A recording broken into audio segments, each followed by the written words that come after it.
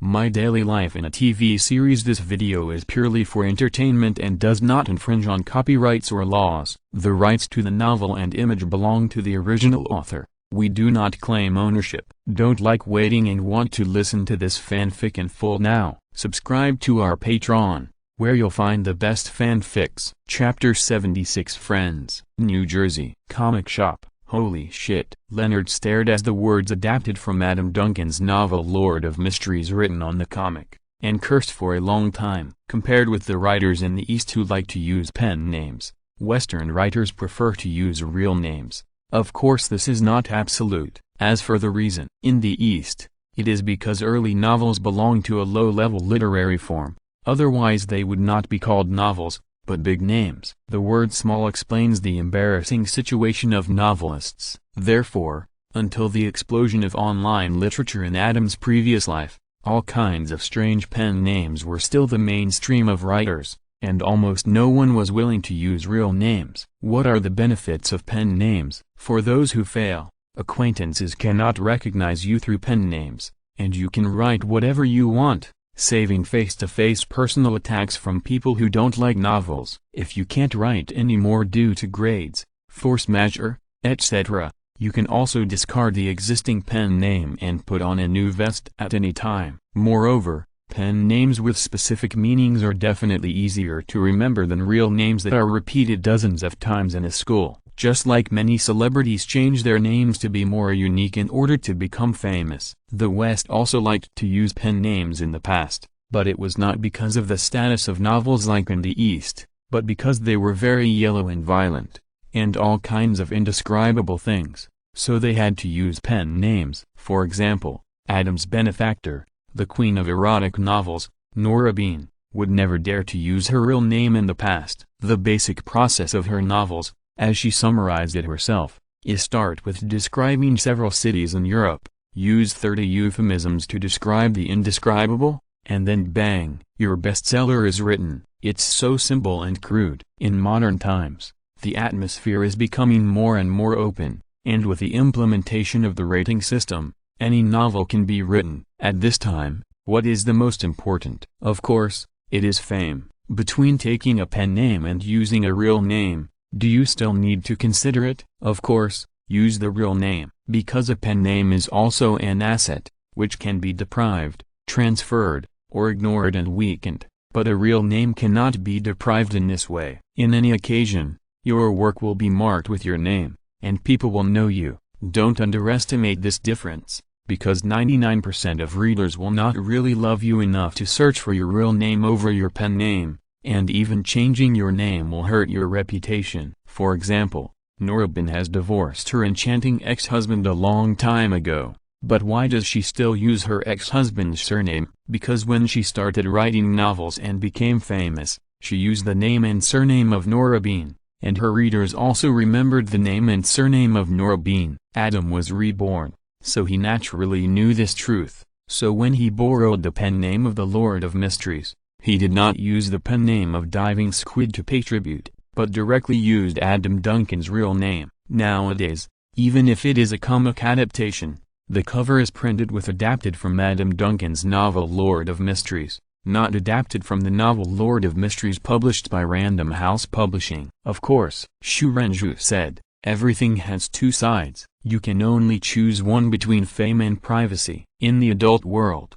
having both is the beautiful wish of children. Adam Duncan's real name was printed on the comic book, and Leonard saw it directly, so, he was exposed. What's wrong, Leonard? A boy next to him who also wore glasses looked over curiously. The comic circle and the otaku circle are highly overlapping, both of which belong to niche circles. In the same place, there are only a few people who buy and read comics back and forth, and most of them know each other. I know the author of the original novel of this comic. When Leonard heard the question, the anger that popped up in his mind at the beginning, Adam didn't even tell me that he published a book, and he didn't treat me as a friend at all, quickly disappeared, and the corners of his mouth uncontrollably grinned into a big arc, slightly raised his head and chest, and said proudly, "He is my best friend." Really? Adam Duncan is your friend, Leonard? Impossible. The comic shop is so small. And when Leonard said this, Everyone gathered around. "Of course it's true," Leonard said loudly.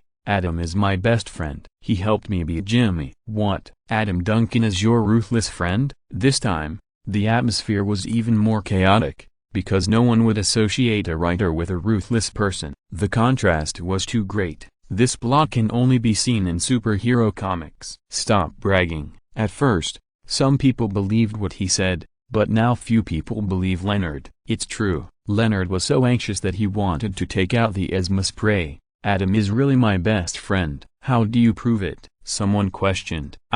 Leonard opened his mouth, but found that he had no way to prove himself. "Look, it's really bragging." The questioner laughed. "I will prove it to you." Leonard took the first volume of the Lord of Mysteries comic, paid for it, and walked out of the comic book store angrily. California, Pasadena. "Howard, breakfast is ready." A huge figure was busy in the kitchen, and then shouted upstairs, "I'm here." An impatient, childish male voice came from upstairs. "Don't yell at me," the huge figure said. "I'm your mother." "I know." The impatient, childish male voice was getting closer and closer. A thin, short figure walked down the stairs. "Everyone knows you are my mother. Come and eat. We still have to see the doctor later," the huge figure reminded. "I know." The skinny and short boy sat down at the dining table and bargained. "But I'm going to the comic book store when I come back. I need to restock." "Are you sure you're going to buy comics?" the huge figure questioned. "You know that the consumption of tissue paper at home is getting bigger and bigger, right?" "I don't know what you're talking about." The short and thin boy paused, then yelled again, "If you don't believe me, you can follow me in, provided that you can get in without breaking the door. It's all your damn father's fault. If he hadn't abandoned us, mother and son, why would I need to eat so much? And how could I become like this now?" the huge figure said aggrievedly. "Now even you despise me. What's the point of me living? I might as well die." "Woo!" The short and thin boy rolled his eyes helplessly. This scene was not the first time he had seen it, and he should have been immune to it. Don't look at him yelling at his mother at every turn. He still feels sorry for his mother in his heart. So this kind of cliché crying always works. "I don't despise you," the boy said helplessly. "You just dislike me." The huge figure was relentless. "I dislike anyone, but I can never dislike you." The boy couldn't help but yell again. "Look, you still say you don't dislike me," the huge figure accused. His voice was full of energy, without a trace of grievance and crying. The boy was speechless. Chapter 77, Super Rich Boy, Strong and Chasing. 3 Kingdoms. New Delhi. Kusli House. Rajesh, you have to treat Lolita well. Okay, Mom." A boy agreed with a smile. After the boy's mother and a group of noble ladies went to open a salon, Rajesh looked at the fat girl Lolita with disdain, left a word and left. "You play by yourself. I still have to read comic books." Surrounded by a cloud of servants, the boy walked away with a step that didn't recognize his relatives. The fat girl Lolita stood there at a loss, looking at the boy's back with shame, feeling very aggrieved in her heart. "If only I could lose weight." The boy was naturally not interested in the thoughts of a little fat girl. Who is she? Aren't comic books interesting? Okay, let's start. Returning to his luxurious palace-like residence, the boy sat down and ordered the servants lined up in front of him. "Yes, Master Rajesh." The dense servants responded in unison. "Master Rajesh, this is the latest issue of Wonder Woman's comics." "Yes." The boy took the comics handed over by the slave, looked at the cover of Wonder Woman's comics with thighs and a fierce figure, and smiled with satisfaction. This is his favorite comic, and he always reads it first. While flipping through the comics, the boy enjoyed the delicious food served by the slaves beside him. The other slaves stood there like a hell on earth, holding various comic books in their hands and waiting quietly. Although the boy's mother was holding a salon today, almost all the top ladies in New Delhi had arrived, and it was said that a large number of slaves were needed to serve. But the first thing the boy's family lacked the most was slaves, and the second was money. In the boy's family, there are 3 brothers and 2 sisters, each of whom has a private slave group composed of a large number of slaves, not to mention the boy's parents. Therefore, even if a large salon is held, the boy's private slave group is not needed at all. The slave group has dozens of people, concentrating on serving the boy to read comics. Born in poverty, with a hard-pressed family, the Bentley his father drives is rented. The boy's life is so plain and boring. Next, after reading his favorite Wonder Woman, the boy ordered, "Master Rajesh, this is the latest issue of the Hulk. Master Rajesh, this is the latest issue of Aquaman." The boy took the latest comics one by one and flipped through them. When it was almost over, the boy took Aquaman and complained, "Aquaman is the worst." After reading the really good ones, he asked, "Are there any more, Master Rajesh? This is a new comic." "Hey, a new comic, Lord of Mysteries?" The boy took the comic, flipped through it, and was immediately attracted by the style that was very different from the stereotyped superhero comics. How much content can be left in a thin comic book after deducting the pictures? The boy finished reading it quickly and asked anxiously, "Where's the rest?" "No more." "No more?" The boy was enjoying the book and couldn't accept such a result. He shouted, "Let the comic book store find a solution. I want to read the rest now." Immediately, right away, the servant left and soon came back with a man, who was the owner of the comic book store. "Master Rajesh, the comic book has just been published. There is really no latest issue. If you want to read the rest, you can read the original novel first." "Do you have the original novel?" "No, it's not on sale in New Delhi yet." "Then contact the United States and ask them to send it here by plane immediately." "Yes, Master Rajesh." The comic book store owner agreed without any hesitation, because the cost of the flight and other expenses would naturally be paid by the boy, and once the boy was satisfied, a little reward would be enough to keep him busy for a long time. 12 hours later, the boy got the original novel shipped by air, and after reading it without sleep and food, he shouted in dissatisfaction, "It's gone again." "What about the next one?" "There really is no more." The comic shop owner smiled bitterly and said, "The author only wrote here. There is really no more." "Impossible. The first volume left so many suspense. How could there be no more later?" The boy did not accept this reason. "There must be more, Master Rajesh. How about calling this author to your home and writing the next part specifically for you?" "Master," a clever little ghost among the servants suggested. "Yes, the boy is still young and has not yet gone abroad to study. Naturally, he has not been infected with the evil quirk of cannot speak in front of girls, nor has he developed the cowardly character of the moon outside is particularly round and big. I can't get used to the food in my hometown. There are too many people in the Three Kingdoms and I don't want to go back even if I am beaten to death. I love the United States. Please don't drive me back because I am close to people." He clapped his hands and cheered, "Hurry up and invite Adam Duncan. He is not allowed to leave until the rest of the story is finished. He can set any conditions." At this time, as a child of the Iron Man family of the Three Kingdoms, he was also the most beloved and smart one of his parents. He was praised as the star of New Delhi. He was really young and full of vigor and courage. He even dared to point to the moon and say, "Look, I found a planet." There was nothing he dared not do. A rich boy, chasing after the latest chapters. "I'll leave this matter to you." The boy pointed at the clever boy who made the suggestion. "Yes, Master Rajesh." The clever boy was overjoyed. "Master, don't worry, even if I have to tie him up, I will tie up this Adam Duncan and write the rest of the novel for you." "Yes." The boy nodded with satisfaction. "No." At this time, an older servant stopped him and said, "Master Rajesh, this Adam Duncan is a writer from the upper country. You can invite him.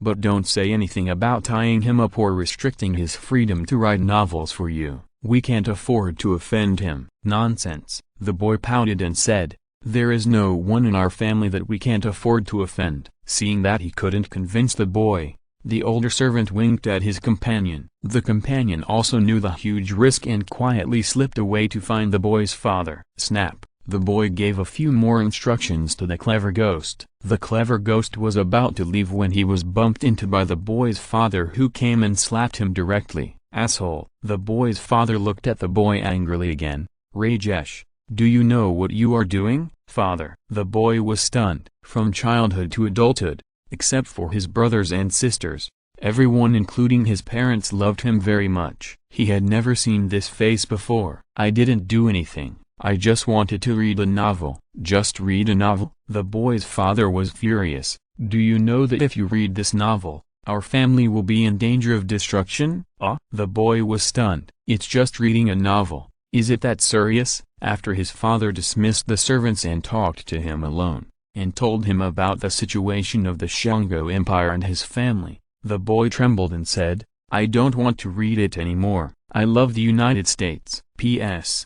Thanks to book friends 201705202240288802. It's Xenia, Zhao Sirius, Ko90, Zhanglu Oxi, Sheng Guang, and Mixel for the rewards. Chapter 78 Cooper, Texas, Page, New York, Three Kingdoms. New Delhi. The father of young Rajesh was speechless when he saw his son being so cowardly. He was just afraid that Rajesh would cause trouble, so he said the words he had originally prepared to tell Rajesh when he went abroad to study, hoping that Rajesh would keep a low profile abroad. Who would have thought that he would go from one extreme to another? It's really embarrassing. But it was too late. No matter how he comforted Rajesh later, or even said that he could invite Adam to come, Rajesh was not interested. It was only 1992, not the future 2020. Otherwise Rajesh would definitely say that he was not cowardly, but too steady. With the release of the Lord of Mysteries comics,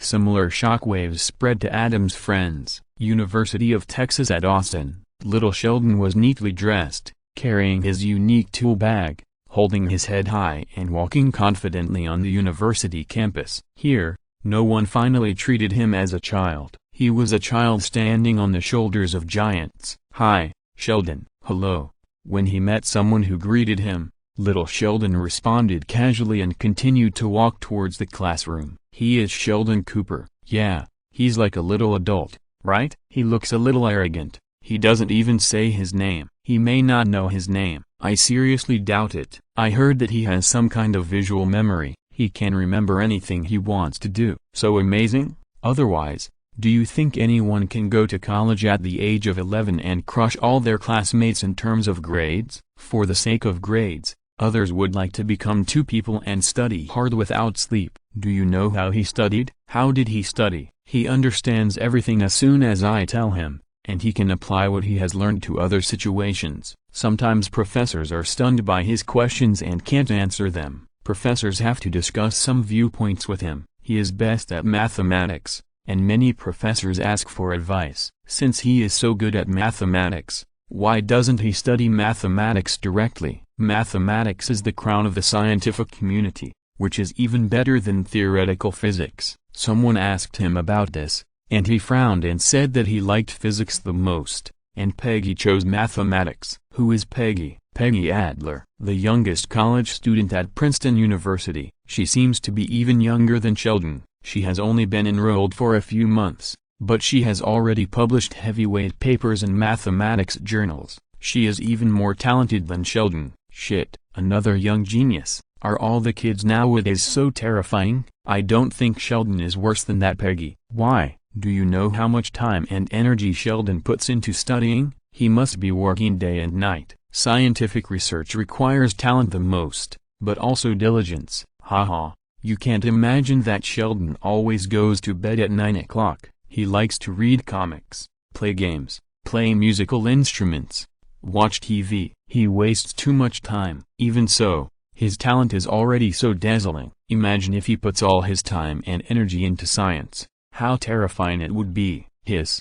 No wonder Dr. John Sturgis has always said that Sheldon will definitely win the Nobel Prize in Physics in the future." "Of course, otherwise why do you think the school gives Sheldon so many preferential treatments?" "I heard that when Sheldon didn't choose to come here yet, the school paid for him to go to Caltech to listen to Hawking's lecture." "TSK. No matter how great he is just a brat. He needs his mother to accompany him to college." When everyone was amazed at Sheldon's genius, some people complained. Today is Friday. After class, little Sheldon got into his mother Mary's car and prepared to go home. Because the Austin campus is nearly 3 hours away from Cooper's home, Mary usually accompanies little Sheldon during class time, and they only drive home together on weekends. "Mom?" "I know, baby. Let's go to the comic book store first. right? Yes. Mary shook her head helplessly and drove little Sheldon to the comic book store to catch up on the new comics of the week. This is a routine,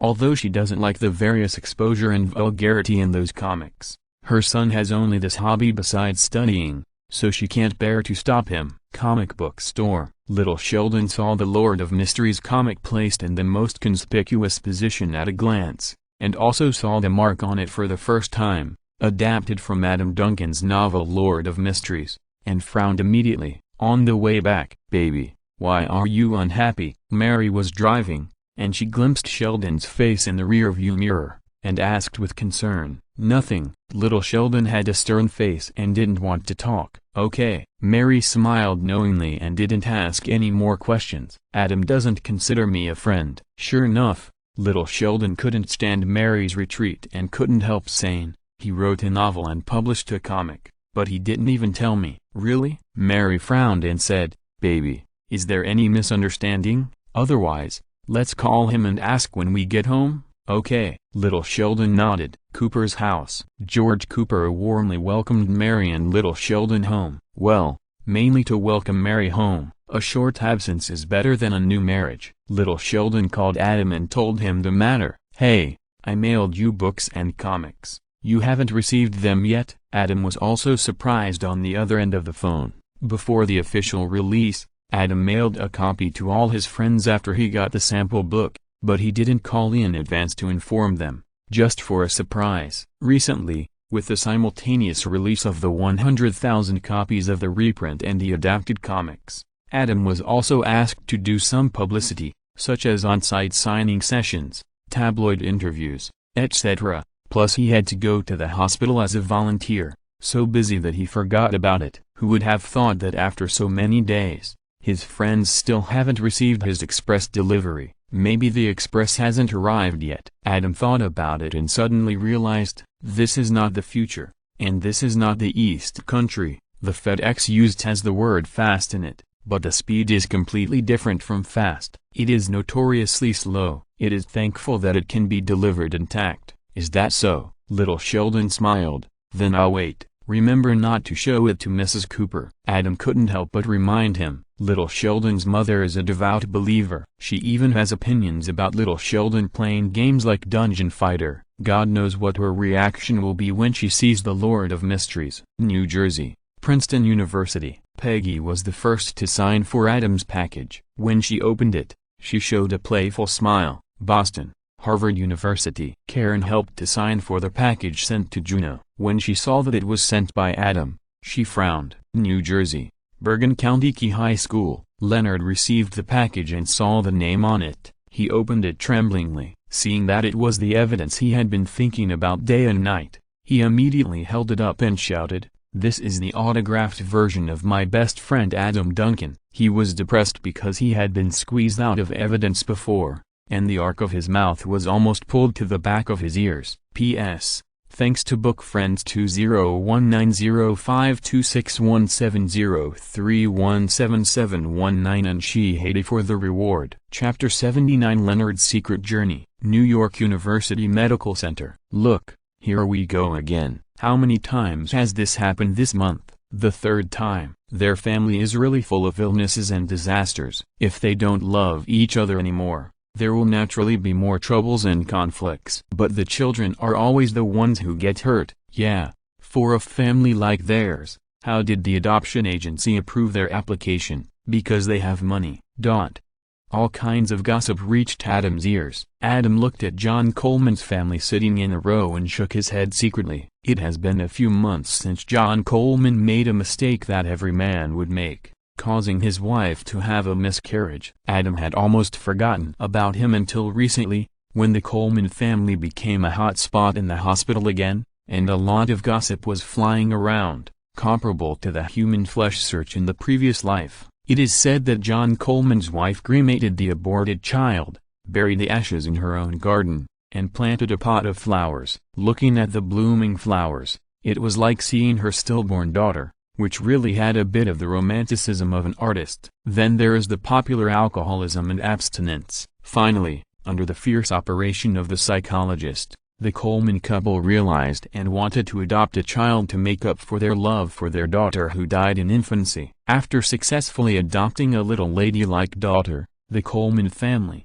which should have been a happy family, encountered problems one after another. First, the adopted daughter broke her bones. Then John's wife left her deaf and dumb little daughter in the car, and the car suddenly lost control and almost had a car accident. Now the treehouse is on fire again, and the son jumped from the treehouse and fell into a coma with serious injuries. John's wife is about to collapse, but John, as a husband, is very indifferent. This time, everyone can understand more or less, because these disasters all point to John's wife. The children were under her care, and carelessness, irritability and neurosis are the labels of John's wife now. It is said that John also caught his wife secretly buying wine. Even if John's wife argued that she just bought it but didn't drink it, no one believed it. Depression, stress and other negative emotions. The Americans in American TV series, regardless of gender, age,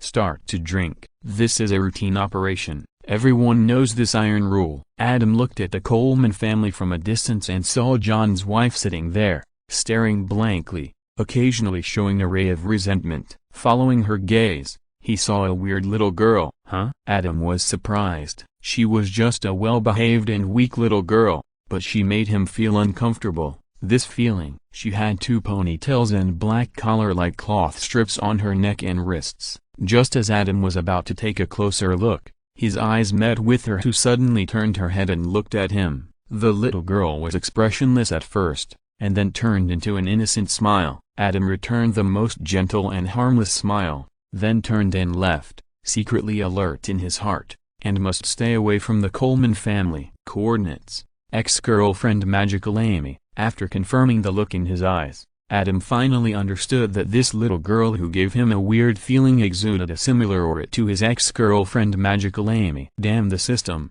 what kind of American TV series world did I travel through? Why are there so many perverts? Adam complained in his heart. Why can't it just be a comedy fusion world like The Big Bang Theory, Friends, and How I Met Your Mother? But even if he complained, he could understand it if he thought about it calmly. Life is complicated, and comedy itself is also a tragedy. With so many comedy worlds fused together, the tragic atmosphere naturally becomes more intense. And what is closely related to tragedy? Zhu Xiren's third brother, Ren Shizhu, said, "For the parties involved, tragedy is terrifying. Happy America, terrifying every day. If you can't afford to provoke, you can't afford to hide." At the same time, after receiving the evidence mailed by Adam, Leonard, who was overwhelmed with happiness, was no longer satisfied with simply showing off the evidence to his classmates and otaku friends. He, Leonard Rich Hofstadter,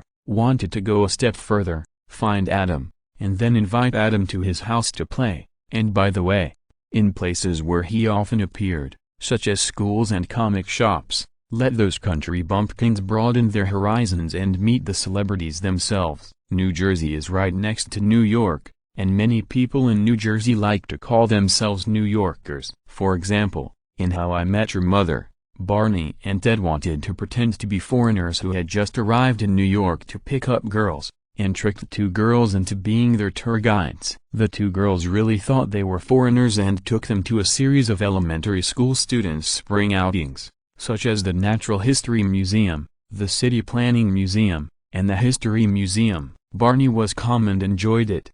But Ted, who had broken his legs and still failed to get what he wanted, lost his patience. After discovering that the 2 girls were not New Yorkers, but New Jerseyans, he completely exploded and yelled at the 2 girls, "New Jersey is not New York." Total regional contempt. But the reason why New Jersey people dare to say this is not completely unreasonable. The transportation from New Jersey to New York is very convenient. From one district in New York to another, it is not much closer than from New York to New Jersey. Many people who can't afford to live in New York also choose to work in New York and live in New Jersey. Therefore, after waiting until the day off, without telling his family, young Leonard went on his own, and followed the email address to look for Adam. Normally, this way of finding someone is a bit unreliable. If it were an ordinary person, he might not be able to find it, but if he found Adam, he would find it. Leonard found the apartment and knocked on the door of room 520. From Monica,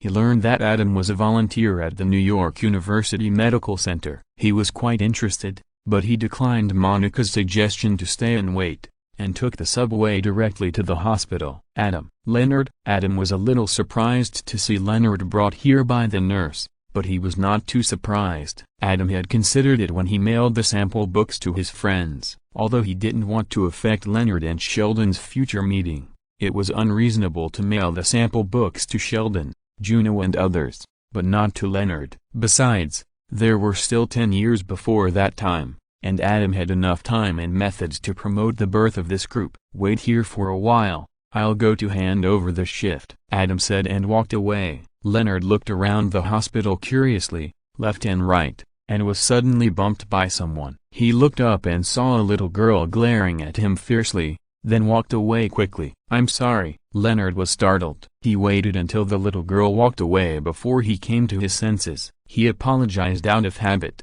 but found that there was no one in front of him. Feeling guilty, he subconsciously chased after the little girl. P.S. Thanks to Bill Wayne.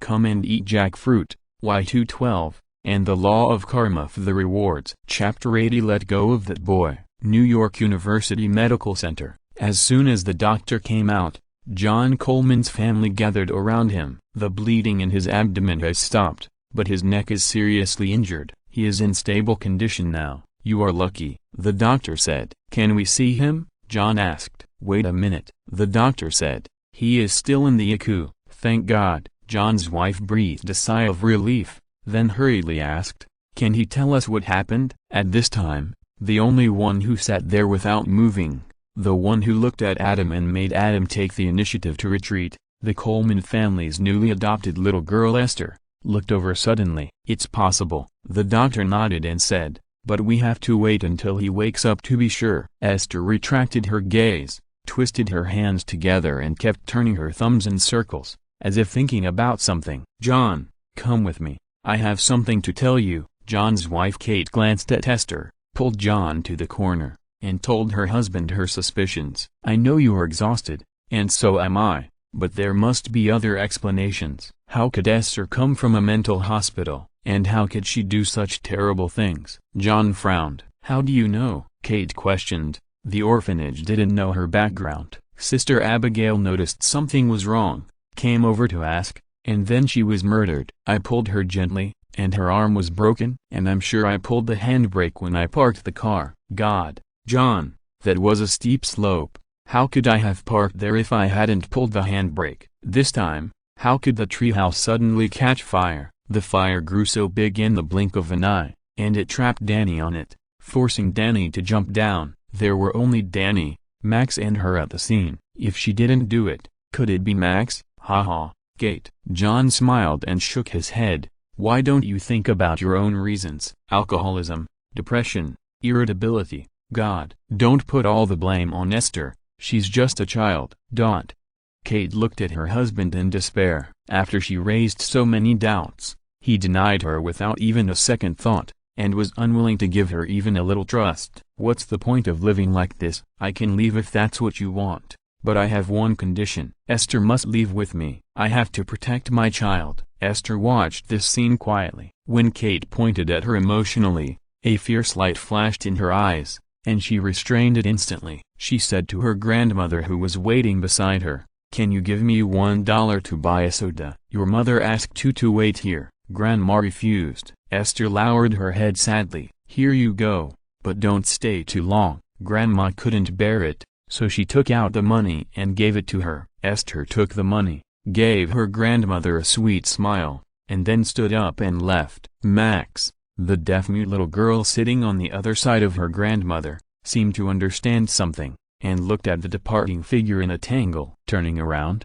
Esther, with a fierce look on her face, strode towards the ward. On the way, she bumped into a silly boy who was wandering there. In a hurry, she glared at him fiercely, scared him, and left quickly. This silly boy was Leonard. After subconsciously following Esther, Leonard took a few steps and his IQ of 173 came online. He immediately realized that something was wrong with Esther. He had seen too many rude and fierce little girls since he was a child, personal experience, tears in his eyes, but none of them could compare to Esther. This was not the look of those ordinary ruthless characters at all. It was a bit like the terrifying look of the prey being stared at by the cold-blooded butcher in the book. What should I do? After seeing Esther glance around and flash into the IQ, Leonard's bad premonition became stronger.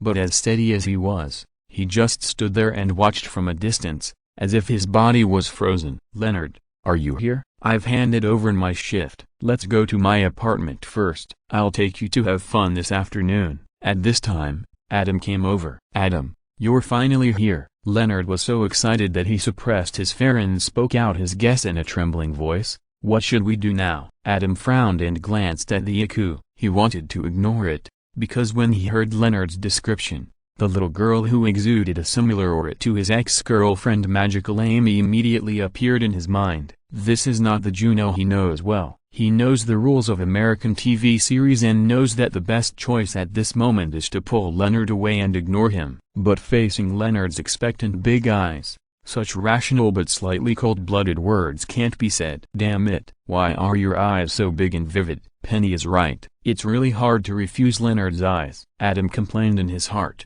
Fortunately, Leonard is not a big dog, and Penny doesn't keep pets. "Follow me." Adam took the lead and walked quickly towards the IQ. This is a hospital. It's still daytime. People are coming and going. He has 260 strength and 480 endurance. The other party is just a little girl. The safety factor is 99%. "Well, be safe." 98%. Leonard followed tremblingly. His eyes were the same as Tangziu holding the ice pick, nervous and excited. Looking at Adam's figure, many pictures flashed through his mind. In some cases, Adam wore a bat armor and turned into Batman, and he was Robin. In some cases, Adam wore an iron armor and turned into Iron Man, and he was the bodyguard Happy. In short, Adam is a superhero, and he is the superhero's right-hand man. Although it is not his dream all along, it is also saving the world, just with different divisions of labor. It can be regarded as a dream shining into reality. It's too exciting. In the IQ, a boy was lying on the bed,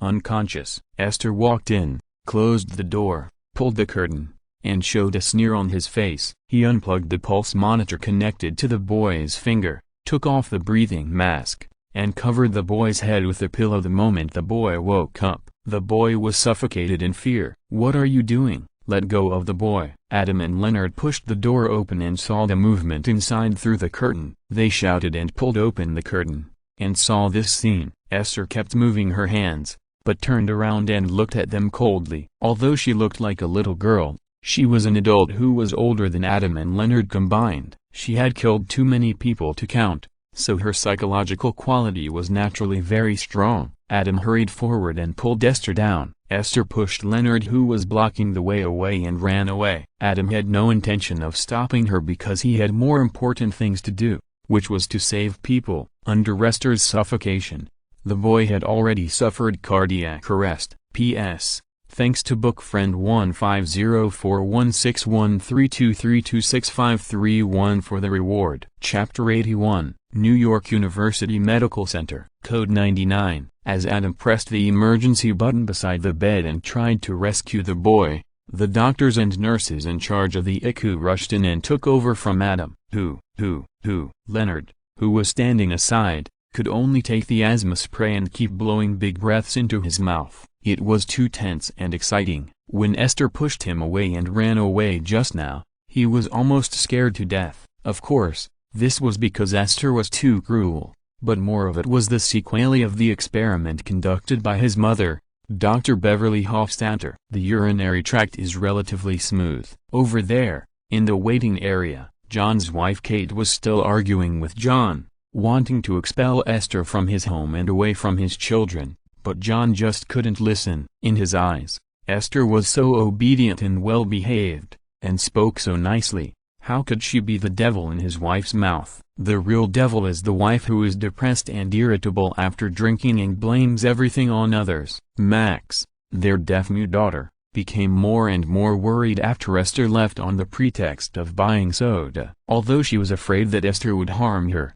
Her love for her brother Danny eventually overcame her fear. After not finding Esther at the vending machine, she completely understood and ran to her parents anxiously, pulling her mother Kate's clothes. "What's wrong, baby?" Kate looked at Max with concern. But before Max could use sign language, the emergency button of code 99 had already sounded in the hospital. "Danny." Kate immediately reacted and ran to the ICU in panic. "He has cardiac arrest. You can't come in." The nurse stopped Kate and the others. "Danny." Kate leaned against the glass window in pain, watching the doctors and nurses inside rescuing her son. "It's that little girl." Leonard, who was kicked out, couldn't help but remind her. "Esther." Kate, who had seen through Esther's true face, couldn't help hearing this, and didn't even continue to verify anything. She pushed away her husband John, who was holding her, and went to find Esther like crazy. "Kate." John quickly chased after her. Waiting area. Esther,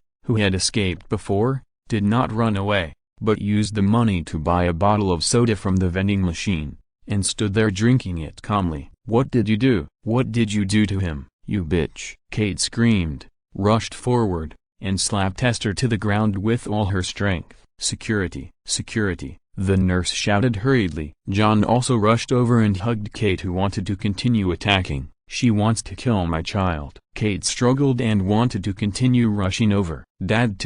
Esther, who was sitting on the ground and covering her face, cried to John, who loved her the most, in a childish voice that did not belong to her real age. After the hospital security rushed over and grabbed Kate on the left and right, John ran to Esther's side as soon as possible, pulled her up with concern, looked at Kate, who was struggling and screaming wildly with disgust, hugged Esther, and took her away. Kate became even more angry and struggled even harder. Two more medical staff came up and injected a tube of tranquilizer into Kate's arm. In a few seconds, Kate passed out and was taken to the ward by medical staff and security guards. Leonard, who followed and watched, could not believe his eyes until Esther, who was left with John's arms, looked back at him. The look was so strange and evil, full of warning, that he was startled and lowered his head and dared not look directly at her. "Leonard, did you see that little girl?" Adam, who had rescued the boy, came over and asked. "Adam,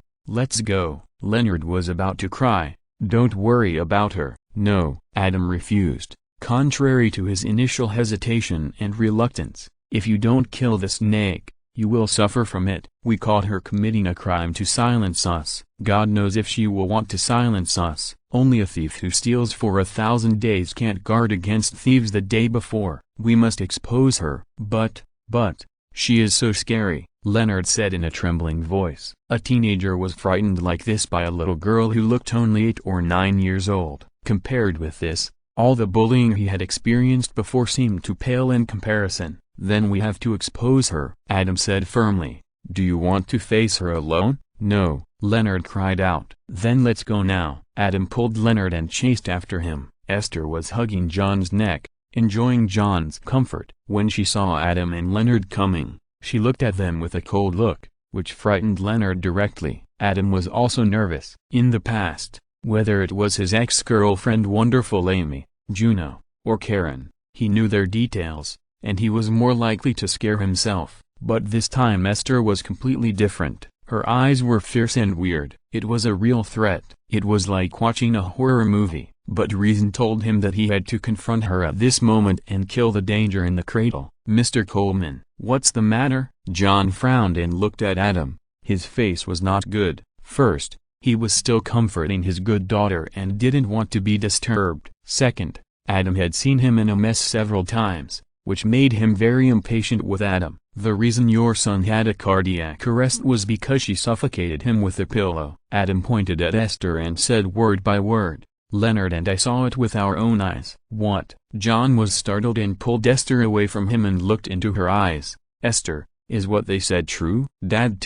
Esther was very dramatic, with a blank and pitiful look in her eyes. She murmured meaningfully, "Did they ask Mom to come? Are they Mom's friends?" "Do you know Kate?" John was moved again by Esther's calling him Dad, following the reminder of the good daughter. He looked at Adam and Leonard with disgust. "Did she ask you to say that?" "Mr. Coleman, open your eyes and look," Adam said calmly. "Don't say we don't know your wife. Even if we do, Do you think we have any reason to help your wife at the risk of committing a crime and frame your daughter for abusing and killing your son? Don't let a few calls of dad make you forget basic common sense. You have to know that the boy lying on the hospital bed who almost died also called you dad, and he is your biological son. John hesitated immediately, because what Adam said was the truth, whether they knew Kate or not. There was no reason for them to get involved in such a serious legal dispute. In the United States, anything involving children is a big deal. He couldn't hide, so why would he come up to him on his own initiative? And he wasn't alone. Is there really something wrong with Esther? Dad tilde. Esther looked at Adam and Leonard with resentment, and then called John with infinite hesitation and attachment. P.S. Thanks to Shizenya Nityanji and Diane for the reward. If you're listening to this novel on a channel other than Fanfic World, it means they downloaded and uploaded it without effort. We cordially invite you to visit our channel, Mundo Fanfic Novelist. There you'll find the original version of this story and you can explore many other novels of various genres. We are waiting for you to immerse yourself in a world of incredible novels. Chapter 82 Beauty is not discounted. New York University Medical Center. Your son has been rescued. If you don't believe it, you can ask him directly when he wakes up, but the premise is that you must imprison her first. It is better to pursue the enemy with the remaining courage than to seek fame and learn from the tyrant. Adam reminded again. Dad tilde. I'm scared tilde. Esther was really anxious. She was not a high IQ criminal. The reason why she played everyone around in circles over the years, and moved from the polar bear to the United States, and broke up one family after another that did not suit her was mainly because she deceived everyone with her little girl's appearance. After slowly accumulating experience, she developed her current acting skills and ruthless means. Now, Adam is not deceived by her appearance and keeps asking her questions. She has no choice but to run away except to call her dad in a hurry. But she hasn't got John yet, so she is reluctant to run away, because she still wants to ask John, "Am I beautiful?" If the answer is no, she will first break John's leg and then destroy John's family. Yes, Esther, who looks like a little girl of only 8 or 9 years old, is actually a legal Lolita who can't grow up because of a special disease. Her real age is already 33. For so many years, she has been trapped in this petite body, but her soul has been growing. Her body and soul are completely disconnected, and her psychology gradually began to become abnormal and extremely violent. Before Polar Bear was imprisoned in the mental hospital, she killed her adoptive father's family of 7 because she failed to seduce her adoptive father of the same age. After that, she escaped from the mental hospital and came to the United States, where she staged the same tragedy again. However, this time, she was smart and pretended to be a fire, burning her adoptive father of the same age who adopted her but was unwilling to accept the real her and his family to death. Then she went to the orphanage again. Some time ago, the Coleman couple, under the fierce operation of the psychologist, went to the orphanage to choose a child to adopt, and they were spotted by Esther before they entered the door. Esther, who was peeping on the second floor, quickly developed a sales plan with the experience she had accumulated over the years. She disguised herself as a lonely but optimistic literary girl who liked to paint. In a few words, she defeated the defenses of the Colemans. In the unnatural smile of Sister Abigail, she followed the Colemans and left the orphanage. On the way back, Esther began to learn sign language and tried to please the Colemans by trying to communicate with her deaf and mute sister. Everything was so perfect. The experienced Esther smoothly integrated into the Coleman family.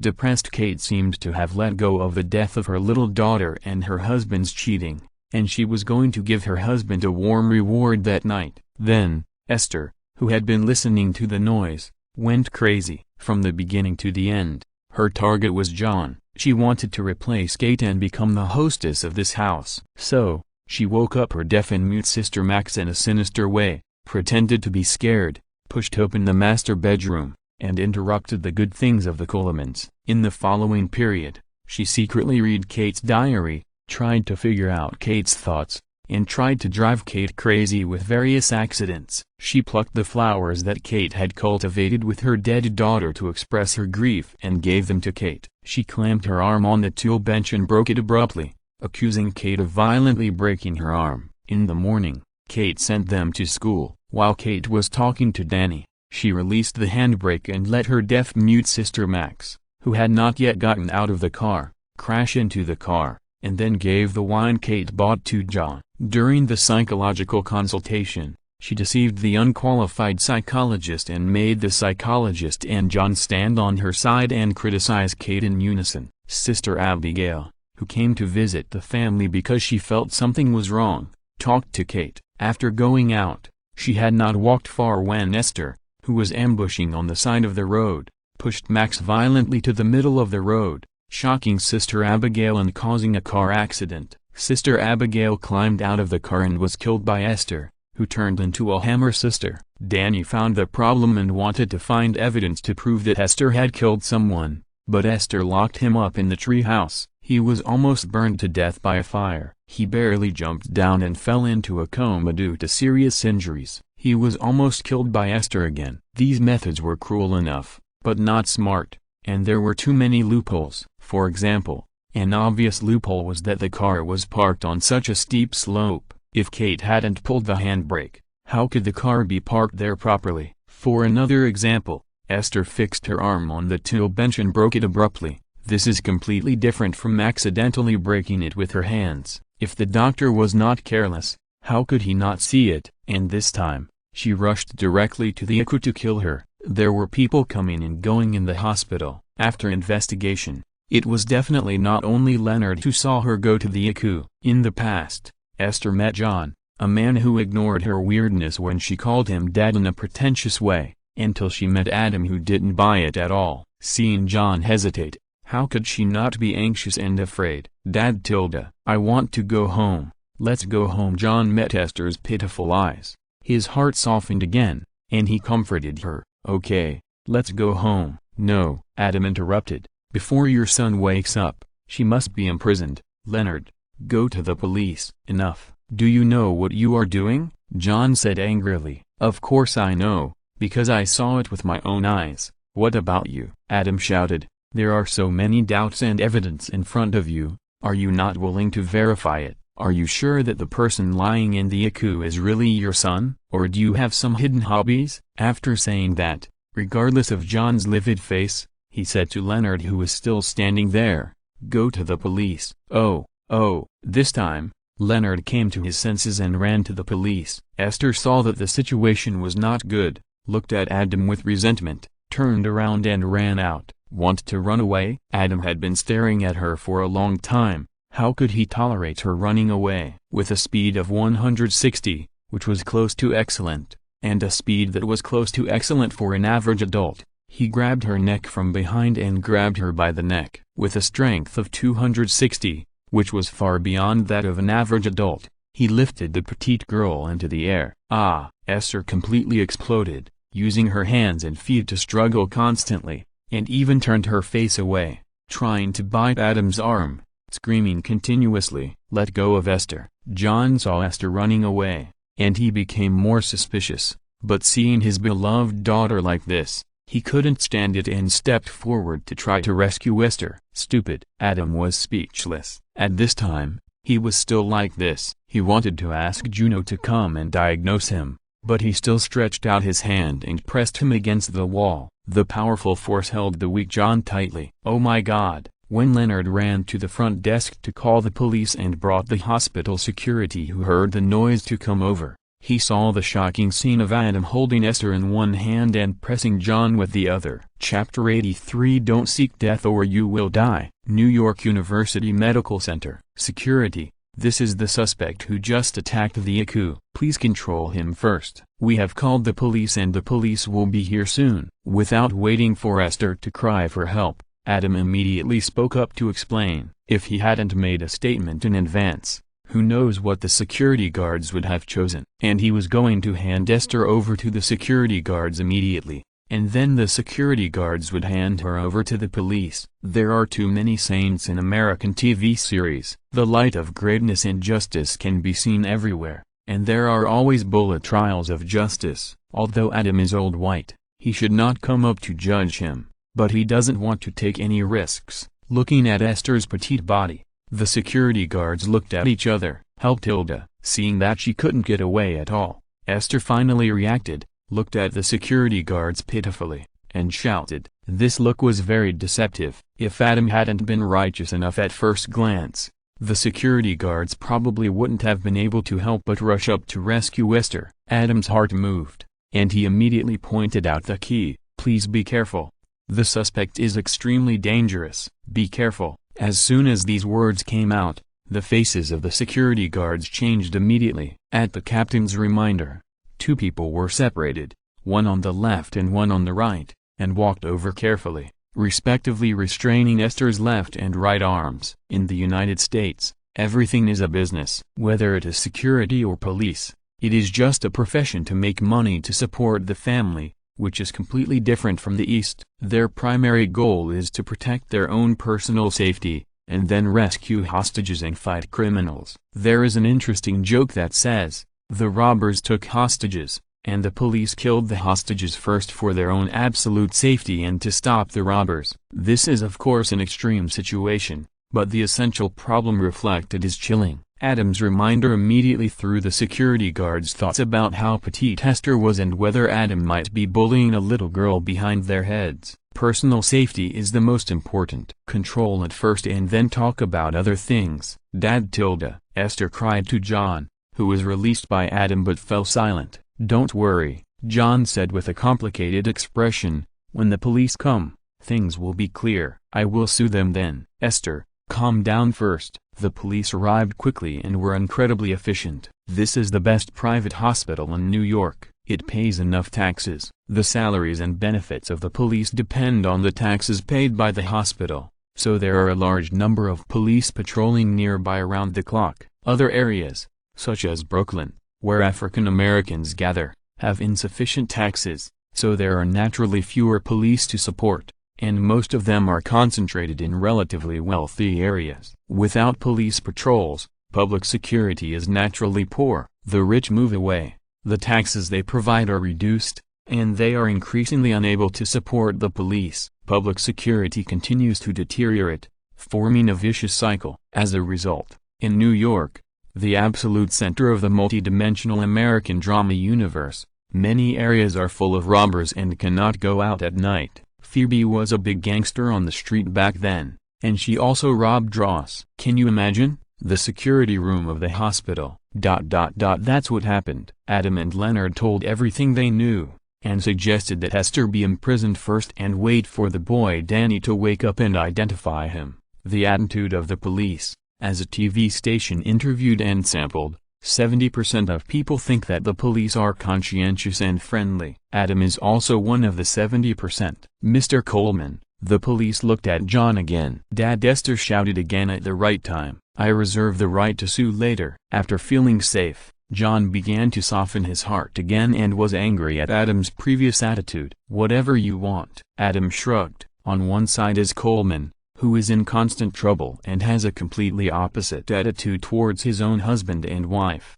and on the other side is Leonard, who has a clean background, and Adam, who is ordinary, famous, and an excellent student at Columbia University. Even if it goes to court, it is clear who the jury and the judge are willing to believe. In the end, the police followed Adam's advice and temporarily detained Esther in the security room, accompanied by the soft-hearted John. After all, Esther looks like a little girl. It is not appropriate to take her directly to the police station without definite evidence. John's mother, who had been hiding aside after the incident, hugged Max, a deaf-mute girl who dared not tell the truth again, and went back to rest. Hey, you're not leaving? A female detective looked at Adam and Leonard, who were sitting not far away and staring at the security room, in surprise. I'm not very reassured. Adam smiled and said, this little girl is too weird and scary. I have good physical strength. I will help keep an eye on her to make sure she doesn't suddenly run away or go to the ICU to silence her again. Although the tone was joking,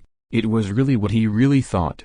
If she ran away, Adam would be unable to sleep or eat. Esther is deceptive, experienced, ruthless, and has an explosive revenge. Even if Adam can withstand it, Adam's friends will definitely not be able to withstand it. This is a nightmare that Adam cannot allow to happen. Good physical strength. The female detective smiled playfully. Her focus was obviously shifted, and she was not in a hurry to leave. She simply replaced her colleague who was guarding and stayed to chat with Adam. Adam was used to this situation. He chatted with this female detective who looked ordinary but had a good figure. Leonard, who was ignored, was full of admiration and respect, and sighed, "A good man should be like this." In the security room, Esther huddled up and cried. John stood in the distance with a complicated expression. As he watched, he suppressed the doubts and vigilance in his heart again, and couldn't help but walk to Esther's side and sit down, holding Esther in his arms. "Dad,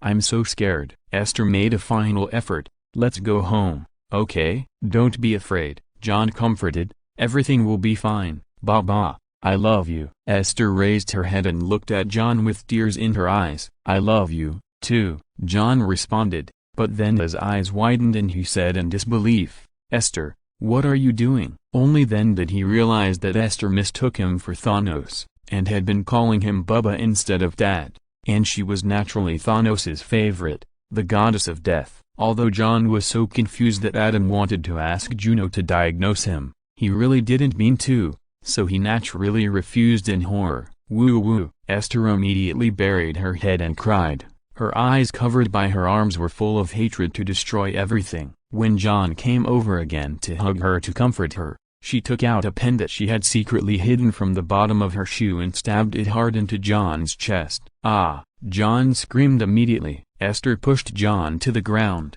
and her hands moved quickly and accurately, stabbing the pen into John's chest repeatedly. When Adam and the female police detective heard the noise and rushed in, they saw Esther lying next to John, crying, "Dad, Dad, save my dad." John's chest was already stained red, and he was dying. His eyes were full of fear and regret, but he couldn't utter a word. P.S. Thanks to book friends 20181109191919166658, thank Yu Ang, Yang Ding Dingshan, and Bill Wang Aha for the rewards. Chapter 84. No matter how good your kung fu is, you can still be shot down with one shot. New York University Medical Center. Security room. Damn it. The female detective saw this scene, cursed with a headache, and was about to rush forward to rescue. "Holy shit. What are you doing?" Adam was faster than her, but the scene that followed made her eyes pop out. Adam rushed directly to Esther,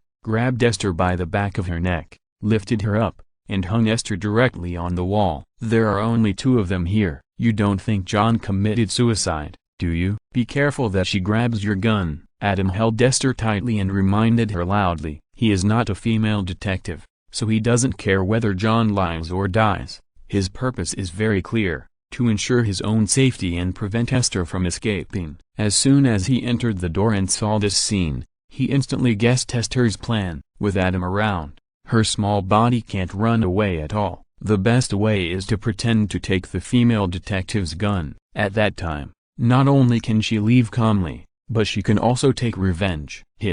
So vicious, just to turn the tables. She actually killed John directly. Adam didn't know the real reason why John was killed because he rejected a twisted soul, and thought that Esther deliberately killed to cause chaos. Esther, who was average in intelligence and furious, was just unable to control her anger and vented it wantonly, and didn't even think of grabbing the gun. Now, after being reminded by Adam, she struggled even more, and the pen hidden in her hand suddenly stabbed Adam's arm fiercely. Damn! A sharp pain came, and Adam couldn't help but let go of his hand. As soon as Esther landed, she grabbed the pen and rushed directly to the female detective who was leaning over and pressing John's chest. "Be careful!" Adam shouted. The female detective had been awakened by Adam before, and even when she helped John plug the wound, she was leaning over, and her peripheral vision was always watching the movement here. At this moment, hearing Adam's cry, and seeing Esther rushing over with a murderous look on her face with a weapon in her hand,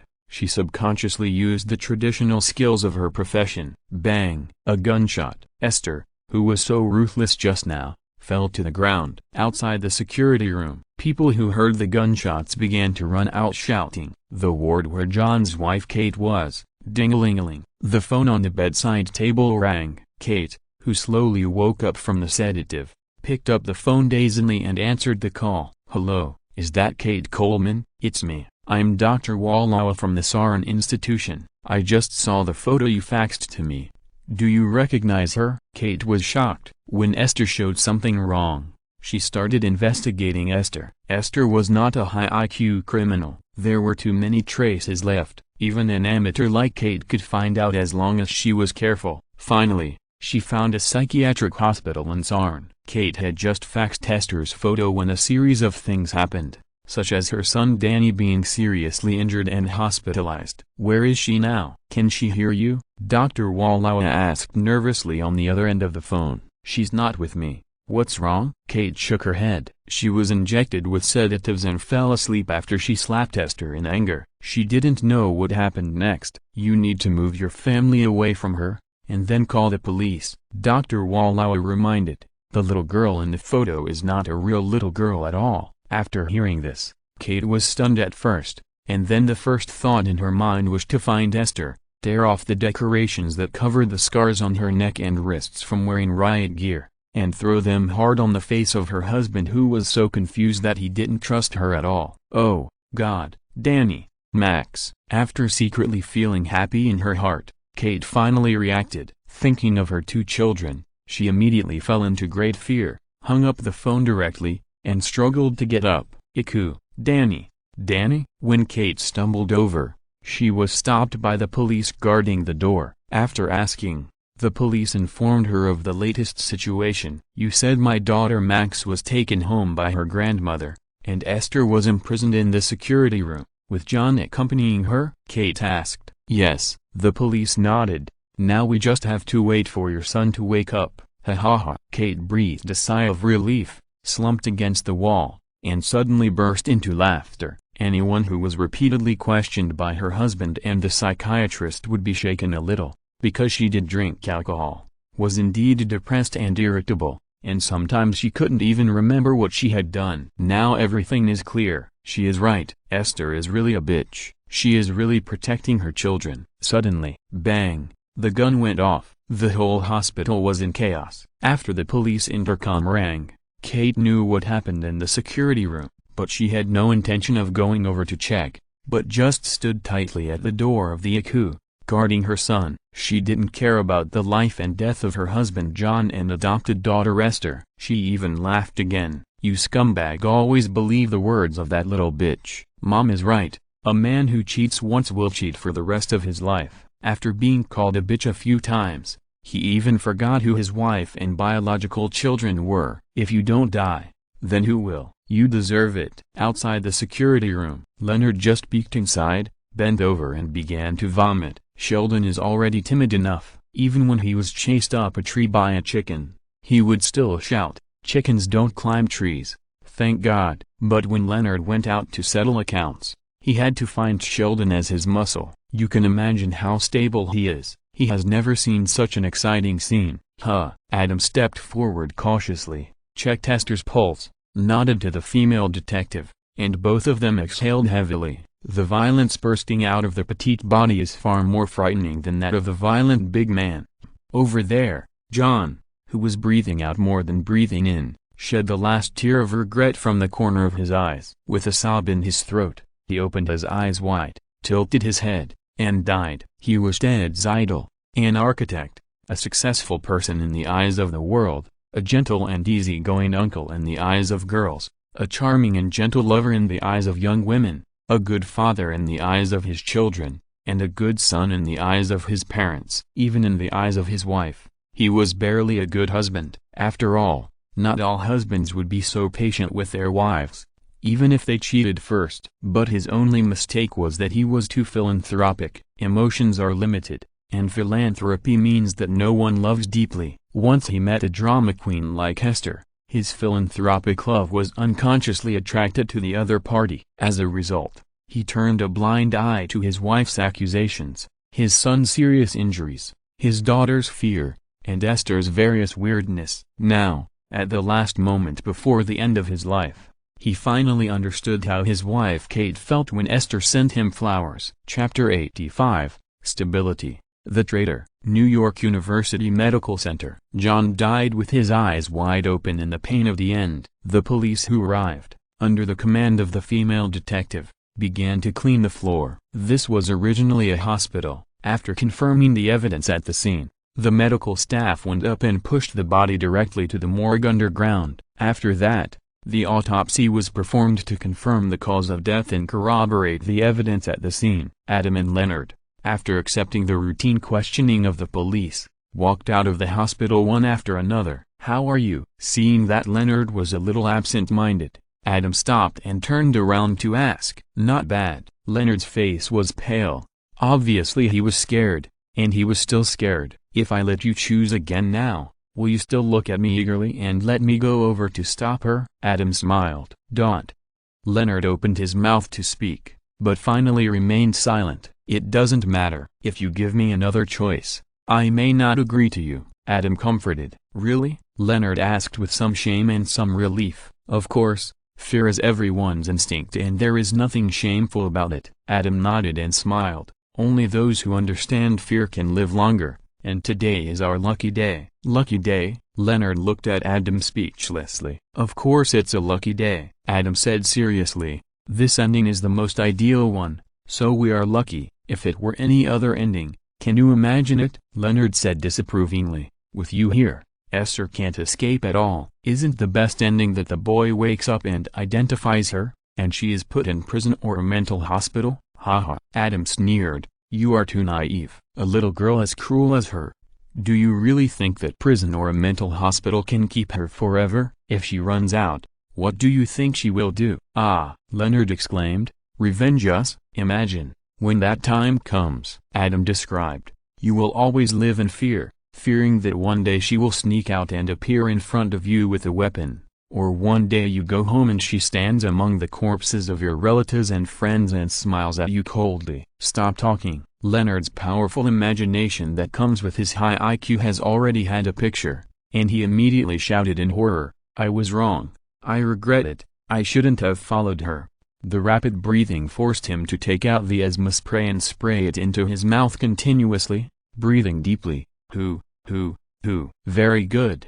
Remember this feeling." Adam patted Leonard on the shoulder. "Curiosity kills the cat. When you feel danger, you must put away your curiosity, so that you can live better." Then he changed the subject. "Of course, don't learn from John Coleman. He died so ugly because he was too incurious and ignored curiosity. The key lies in a degree. For the people close to you, you must maintain enough curiosity and always care about their changes. For strangers or unfamiliar people, try to suppress your curiosity." If this was just a simple comedy world like The Big Bang Theory, he would not say this, because no matter how curious and wild Leonard was, he would not encounter danger or escape danger. Just like in the original Time and Space, Leonard used the fuel of a real rocket as fuel for a rocket model toy, and after miscalculating the ratio, he almost blew himself up. But Sheldon saw the problem at a glance and threw the thing directly into the elevator,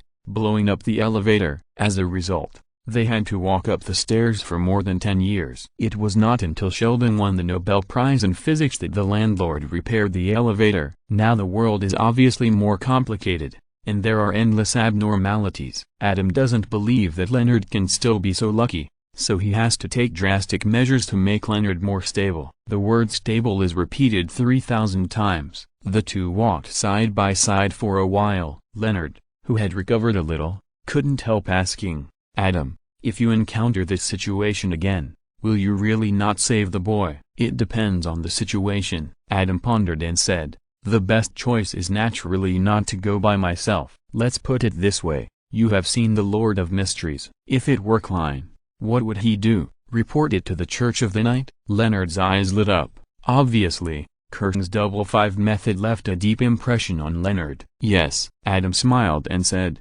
"Leave professional matters to professionals. You are not a police officer, and your combat effectiveness is almost -5. If you don't call the police immediately, do you really want to rush up and be a hero?" A true hero represents sacrifice. Even if superheroes like Batman and Superman were to come into reality, without the halos given to them by the screenwriters, they would be sacrificed in minutes. "Do you believe it?" Leonard curled his lips, but had to admit that Adam was right. Let alone coming into reality, even in the comics, which hero has never died? What if we are too late? Like this time? Leonard was very smart and quickly thought of the problem. If we didn't rush in immediately, the boy would have been killed by her. Can we only call the police and wait? It depends on the person. Adam smiled. For you, of course you can only wait, because even if you go in, you will only be killed together. What do you think? Leonard's mind flashed with Esther's fierce appearance, and his body trembled. He could only smile awkwardly. What about you? Me? Adam thought for a while, with enough confidence and enough motivation. I will rush to save people. Aren't you afraid of living in fear afterwards? You also said that the criminal being killed is the best outcome, but it can't be the best outcome every time, right? Leonard asked. Then make sure he stays in prison. Adam narrowed his eyes. Always pay attention. He was not very worried. First of all, although there are many perverts, it is the first time he has encountered such a dangerous situation in more than 5 years of traveling through time and space. 1/5/365, a probability of 5 in 10,000. The incident happened suddenly, and there was no time to call the police. He couldn't be a coward, and the victim was the one Adam couldn't help but save, so the probability was 1 in 10,000. Even if he was extremely unlucky, he still encountered such a criminal. Once convicted, it was almost always a felony, and he would rot in prison for the rest of his life. If you spend money to pay attention to warnings at all times, you can also control the risk to a minimum, and the probability of breaking this is 1 in 10,000. Comprehensively speaking, the most extreme probability of bad luck is 5 trillions, which is infinitely equal to 0. Numbers don't lie, but there is also Murphy's Law, so Adam won't take it lightly. What he said to Leonard was also said to himself. In fact, this experience of saving people in distress has touched him a lot. New York is not the kind of small town where Duncan's family lives. There are tens of millions of people gathered in a city, and there are too many unknown dangers. In comparison, Adam's slight fear of Juno and Karen seems a little ridiculous. Ding. Strength plus 20. Ding. Strength plus 20. Ding. Lifespan plus 0.01. Ding. Speed plus 20. Huh? Hearing the prompt sound of the system, Adam couldn't help but exclaim, the lifespan should be the reward for saving the little boy. Adam was just a little relieved, and more fortunate that he had decided to become a great doctor. Saving people and increasing lifespan in this way is too dangerous.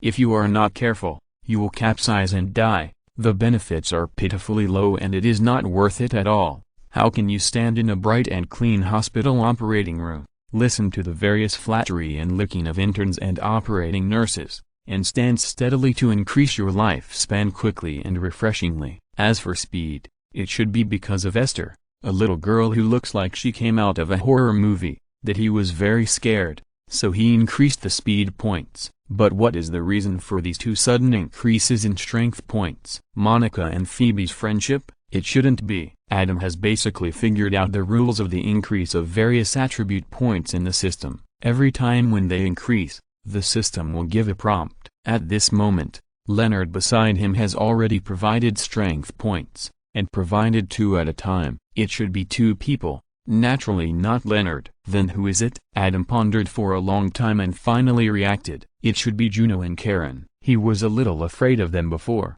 so Juno only provided wisdom points and speed points, and Karen provided speed points. But now think about it carefully.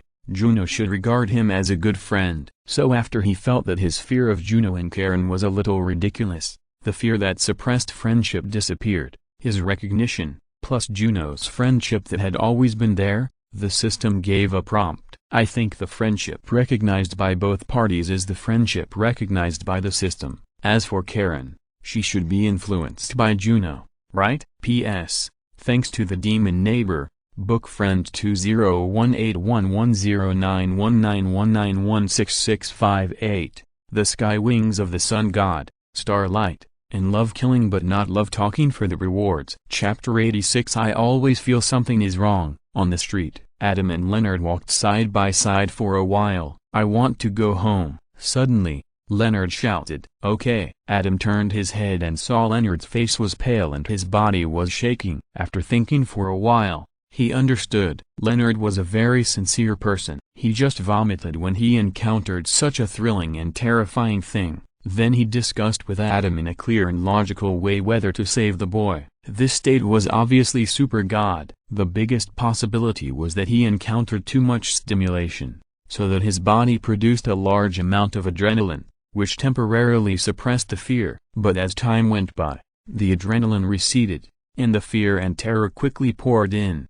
revealing Leonard's true state. "I'll take you home now." Adam supported Leonard, who was almost unable to walk, and walked towards the subway station. "It's funny, I suddenly miss my mother now." Leonard forced a smile and said, "Although she is very harsh on me, I just can't help thinking about her now." "I understand." Adam smiled comfortingly. "This is obviously a sentiment of the city is too complicated. I want to go back to the countryside and there is only my mother in the world." No matter how Leonard's mother Beverly experiments on Leonard and gives him all kinds of harsh instructions, it is definitely orderly and beautiful compared to the sudden experience of danger just now. Of course, human nature is complicated. Although Leonard is scared to death now, he even wants to go back to find his mother, but as time goes by, after this fear is over, he will not be able to stand his mother's scientific research on him, and he will probably miss today's experience of danger,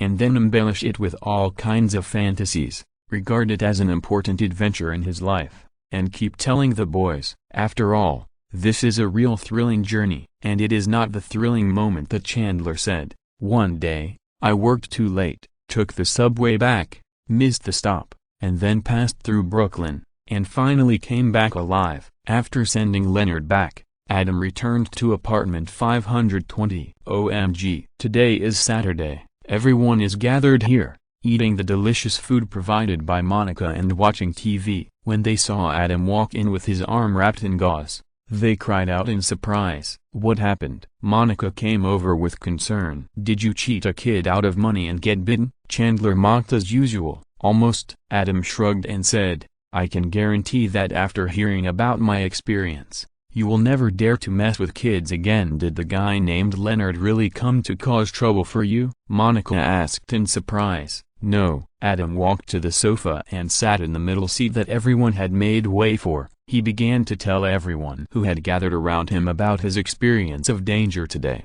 As expected, there were waves of OMG cries again. "Impossible." Phoebe covered her mouth and shouted, "How can there be such a little girl?" "Really?" Adam laughed and said, "Phoebe, you have also been on the streets. Have you really never seen a vicious little girl?" "Huh?" Phoebe looked up, thought for a while, and said seriously, "I really haven't seen this."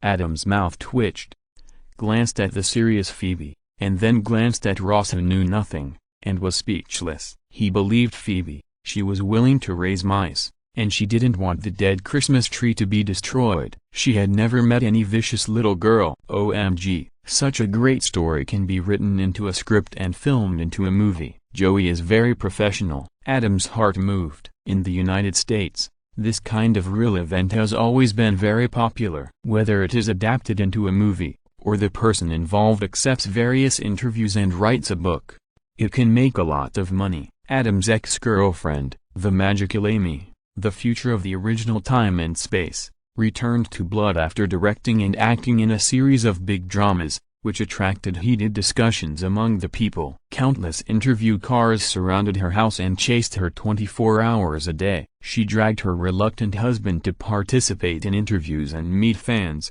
just like the most popular star. In a short period of time, the money she earned completely solved their financial crisis. Even Magic Amy's husband was shaken in the end. He was afraid but reluctant to give up his great financial prospects. He had to obey Magic Amy and live as a model couple. But after thinking about it, Adam decided to give up. Americans are good at playing, and Americans in American dramas are even more willing to play until they die. God knows what kind of pervert will want to play a game with him after Adam adapts this matter into a movie script, because there are too many perverts who imitate horror movies in American dramas. Adam is not short of money, so there is no need to take this risk. Amid the jokes of the crowd, Adam's tense nerves slowly relaxed. As for Monica and the others, no matter how thrilling Adam's story was, it was not their personal experience after all. So after shouting and screaming, They just forgot about it. But it was difficult for Adam to completely forget it. At night, Adam tossed and turned,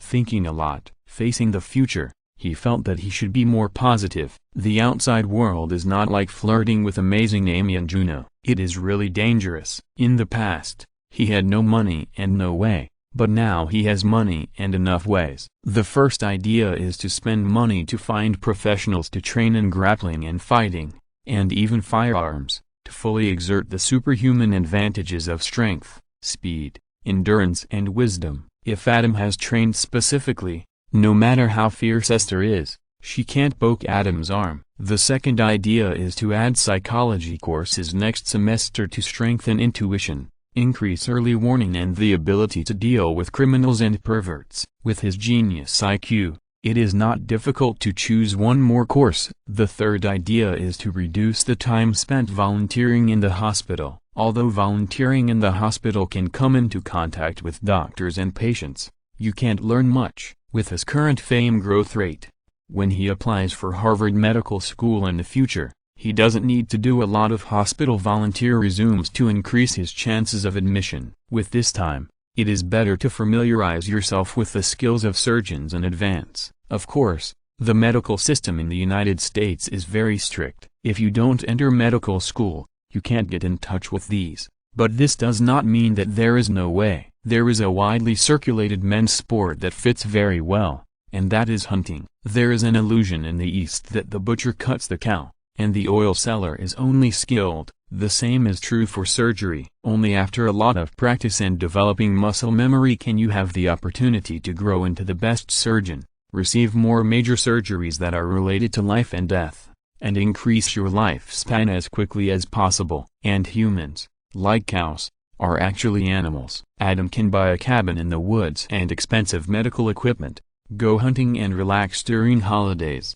and practice surgical techniques. By the way, the more I think about it, the more feasible it seems. But then a thought flashes through my mind. Whether it is learning grappling and fighting firearms, or psychology, hunting and practicing surgical techniques, these together, why do I feel a little weird? Chapter 87 I Never Expected. The next day, New York University Medical Center. Adam, why are you here? Caroline saw Adam and asked in surprise, shouldn't you rest at home? Come to see and finish my volunteer work at the hospital. Adam smiled. After thinking it through all night, he naturally would not delay any longer. It is better to take action than to think. Is that so? Caroline was a little disappointed, but she also nodded in understanding. Anyone who encounters such a thing will be very shocked. Choosing to leave and change the environment is a good choice. It's just that she and Adam met in this hospital. Now that Adam is gone, there will not be many opportunities to meet in the future. She saw it at the last circle of friends gathering. Ted and Matthew are Adam's classmates,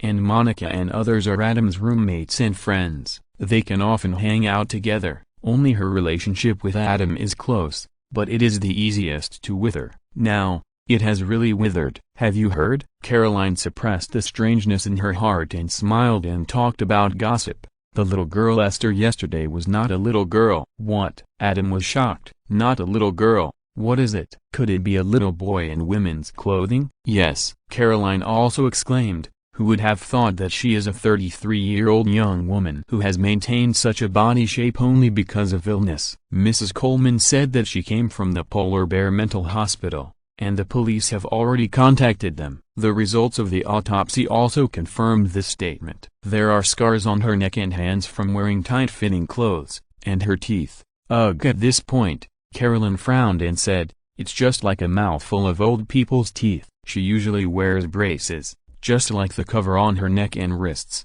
but no one noticed it. Damn. Adam was stunned. It turned out that she was not a woman's clothing, but a legal lie. It was really unexpected. If she really came from a mental hospital, everything makes sense. After being shocked, Adam analyzed, how can you see a dentist regularly in a mental hospital? Westerners have the habit of seeing a dentist regularly, which is related to their eating habits, because they like to eat sweets, meat, and rarely eat vegetables. They not only have to brush their teeth, but also use dental floss to clean their teeth frequently. This is self-cleaning, but as time goes by, teeth will have problems. The most common problem is that the color of the teeth becomes darker, and it is impossible to smile with a big white tooth. At this time, you need to see a dentist. Dentists have special tools and means to clean various problems of teeth, guaranteeing to give you a big white tooth, and even divide it into grades. For example, in the original Time and Space, Ross went to whiten his teeth for a date, but accidentally whitened too much. When he opened his mouth, his teeth were shining. Ross was scared and dared not speak. He just nodded and agreed. However, like Rajesh, he unexpectedly became the favorite listener of his date. At the date's home, Ross turned off the lights and wanted to say sweet words to get lucky, but he didn't expect that the date's home had an ultraviolet lamp installed. Ross's big white teeth appeared in the dark. Rachel's escaped marriage partner is a dentist. He has a high income and naturally charges high fees. Without dental insurance, many people can't afford to see a dentist. If Esther came from a mental hospital, how could she have the opportunity to see a dentist? And a 33-year-old Western woman who has not seen a dentist for years and cannot even use dental floss and toothbrush for self-care due to extreme violence. You can imagine what her teeth will become. Yeah, Carolyn nodded. And do you know why she killed people? I heard that she was pursuing her love. Of course, it was a twisted kind. After hearing this, Adam couldn't help but complain. Sure enough, she has a problem with her brain, with her conditions. If she really wants to pursue love, can she not find it? If you can't find it, let Juno introduce it to you. Maybe there will be two fewer troubles and a pair of loving couples with the cutest height difference. Caroline glanced at Adam. Ahem. Is the boy awake? Adam felt a little uncomfortable with Carolyn's little eyes, and coughed lightly to change the subject. He woke up and was also recorded by the police. Carolyn smiled. Thanks to you for saving him in time. You are a hero, he. Adam keenly noticed the ripples in Carolyn's tone. Mrs. Coleman said she wanted to thank you in person. Caroline saw Adam smiling but not saying anything, so she rolled her eyes at him. No need. Adam didn't want to get involved in this matter again. You know? Carolyn smiled. The hospital is saying that Mrs. Coleman laughed and was very happy when she heard that Mr. Coleman and Esther had died, but we can all understand her. Really? Adam smiled without comment. Of course, Caroline said. You can think of Esther as a mistress. Mr. Coleman cheated first, causing Mrs. Coleman to miscarry, and then colluded with the mistress to constantly stimulate her. No matter what she said, he chose not to believe her but the mistress, almost driving her crazy and sending her to a mental hospital. Her own child almost died at the hands of the mistress. If it were any woman, she would not feel sad about Mr. Coleman's death, right? Adam opened his mouth, speechless. How could he understand it this way? He didn't know that Esther killed John in the end because John rejected her, and thought she was just trying to escape. After learning that Esther was a 33-year-old legal Lolita, and thinking about John's stupidity that seemed to be controlled by his brain, Adam had to have some doubts. Following this suspicion, he tried to understand Carolyn's mistress' logic. Thinking carefully, it seemed to be true. After chatting with Caroline for a while, Adam went to handle the resignation procedures and get the volunteer certificate given by the hospital. After all, he had worked for a semester, which was more or less a kind of qualification, so he naturally couldn't give up. When passing by the ward, Adam saw Kate sitting by the bed, hugging her deaf-mute daughter Max tightly. John's mother stood aside with a sad face. There was also a man in a suit standing next to him, with his back to the side, talking to Danny who had woken up. Danny reached out and held his mother Kate's hand, looking strong, without the carelessness and heartlessness when Kate had a miscarriage. Obviously, the two near-death experiences this time had a great impact on the boy. In the future, even if he may not be able to support the family in a short period of time, he can still give his mother enough help. For his mother Kate, this is enough. Adam was somewhat relieved that it was worth his risk to save him. After watching from a distance for a while, Adam was about to leave when the man in a suit with his back to him suddenly turned around. When Adam saw him, he shouted, "Holy shit!" P.S. Thanks to book friends 201811091919191668, _. and book friend 20190527181845264 for their rewards. Chapter 88 It's Holiday. New York University Medical Center. What the hell? Adam stared at the man in a suit who turned around, because that face was John Coleman. Are you surprised? Are you surprised? At this time, Caroline suddenly appeared and teased. Obviously, she knew it long ago, but she didn't say it just now, just to see Adam's shocked expression, because many people in the hospital saw this expression at the time, including her. What's the situation? Adam asked, and then without waiting for Caroline to answer, he had guessed the answer. Twin brother. John couldn't be deader. Even if he became a ghost, he would not appear so openly. The only possibility is that John has a twin brother. Yes, Caroline laughed. His name is Luke Coleman, a real estate lawyer. I see. Adam nodded, and looked at John's twin brother curiously, and found that although he looked exactly like John, and his smile was also the same elegant and easygoing, his eyes were much more lively than John's. Considering that the other party's profession is a lawyer, who is willing to do anything to make money, while John's profession is an architect who is more of a homebody, it is not difficult to understand this difference. Let's go. Adam retracted his gaze and said goodbye to Caroline. Call me. Caroline put her fingers on her ears reluctantly, making a phone call gesture. Seeing Adam nod, she watched Adam's back disappear at the end of the corridor, and then turned back. At this time, Luke Coleman in the ward came out, looked at Caroline, smiled at each other, looked away, and left. Luke Coleman took a few steps, paused, turned around and looked at Caroline's back, thinking. In the next few days, compared with Ted and Matthew who scratched their heads and sprinted at night before the exam, Adam easily completed the final exam. Columbia University is a top university in the world. It is not decades later. The final exam is still very difficult, with an average GPA of only 2.8. The academic pressure on students is actually very high, because if their grades keep falling behind, they will be persuaded to drop out, which means they will not be able to get a diploma from a prestigious university. In order to go to a prestigious university, they gambled their future like gamblers and took on huge student loans. This kind of life tragedy happens every year in major prestigious universities. A few decades later, the situation will change. Because American universities are ultimately businesses, the constant occurrence of such life tragedies will also affect people's courage to gamble the rest of their lives to go to college. Businesses always have to satisfy consumers. As a result, the exams of all universities are getting easier and easier, and the average GPA is rapidly inflating. Without the pressure of dropping out, every student feels good about themselves, and they are sunny and confident. They have all kinds of fun at parties and fraternities, as if they have returned to high school. Until graduation from college, many students can't even read and understand the professional books of their respective majors. They have high scores but low abilities and have learned almost nothing during college. In contrast, the study pressure is high enough nowadays. If you study hard to avoid being expelled, most of the future lives will still be colorful. After the final exams, it's winter vacation. Adam is also ready to go home. 520 apartment. It was still great when we were students. We're on vacation now, Chandler said nostalgically. Yeah, Ross nodded and said.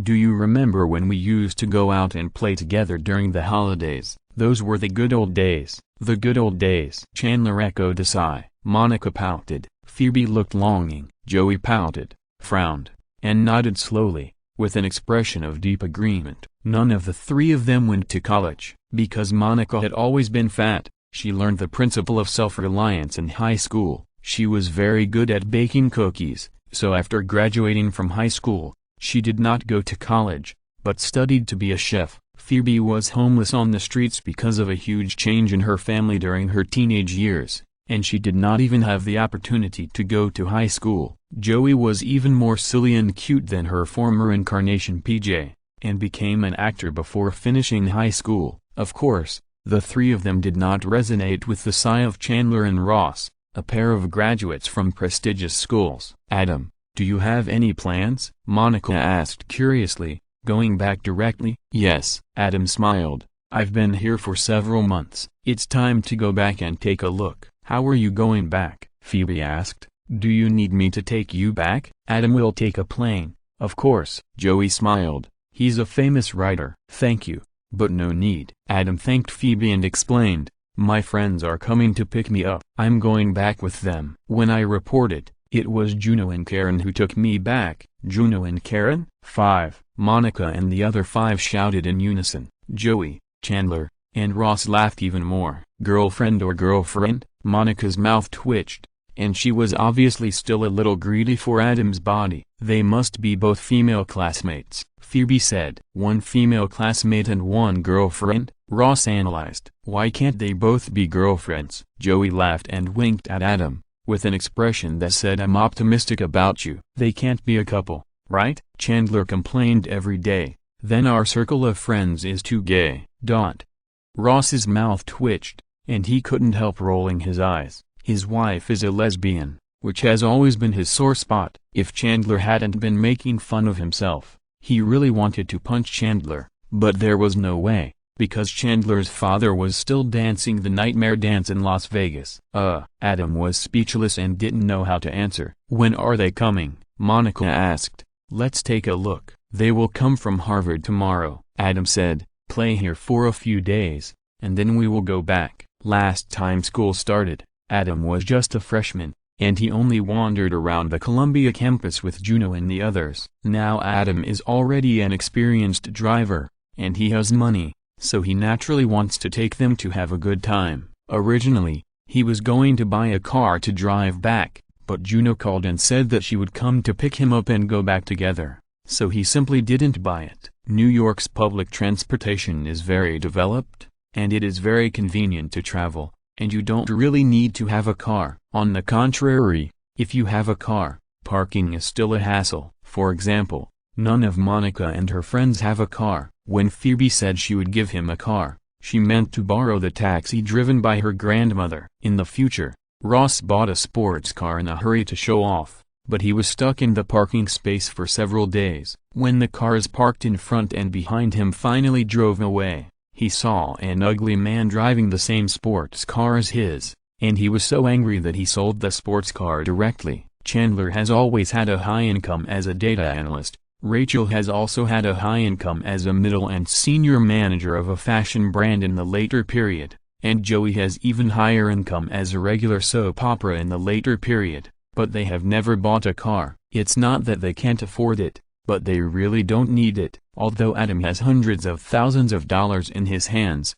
there are many places to spend money, such as the forest cabin he is going to buy and the necessary medical equipment, and hiring a special person for training, which are all big expenses. Save as much as you can. Adam is not Ross and Joey, who need to rely on sports cars to show off. If you're listening to this novel on a channel other than Fanfic World, it means they downloaded and uploaded it without effort. We cordially invite you to visit our channel, Mundo Fanfic Novelist. There you'll find the original version of this story and you can explore many other novels of various genres. We're waiting for you to immerse yourself in a world of incredible novels. Chapter 89. Ding ding. 520.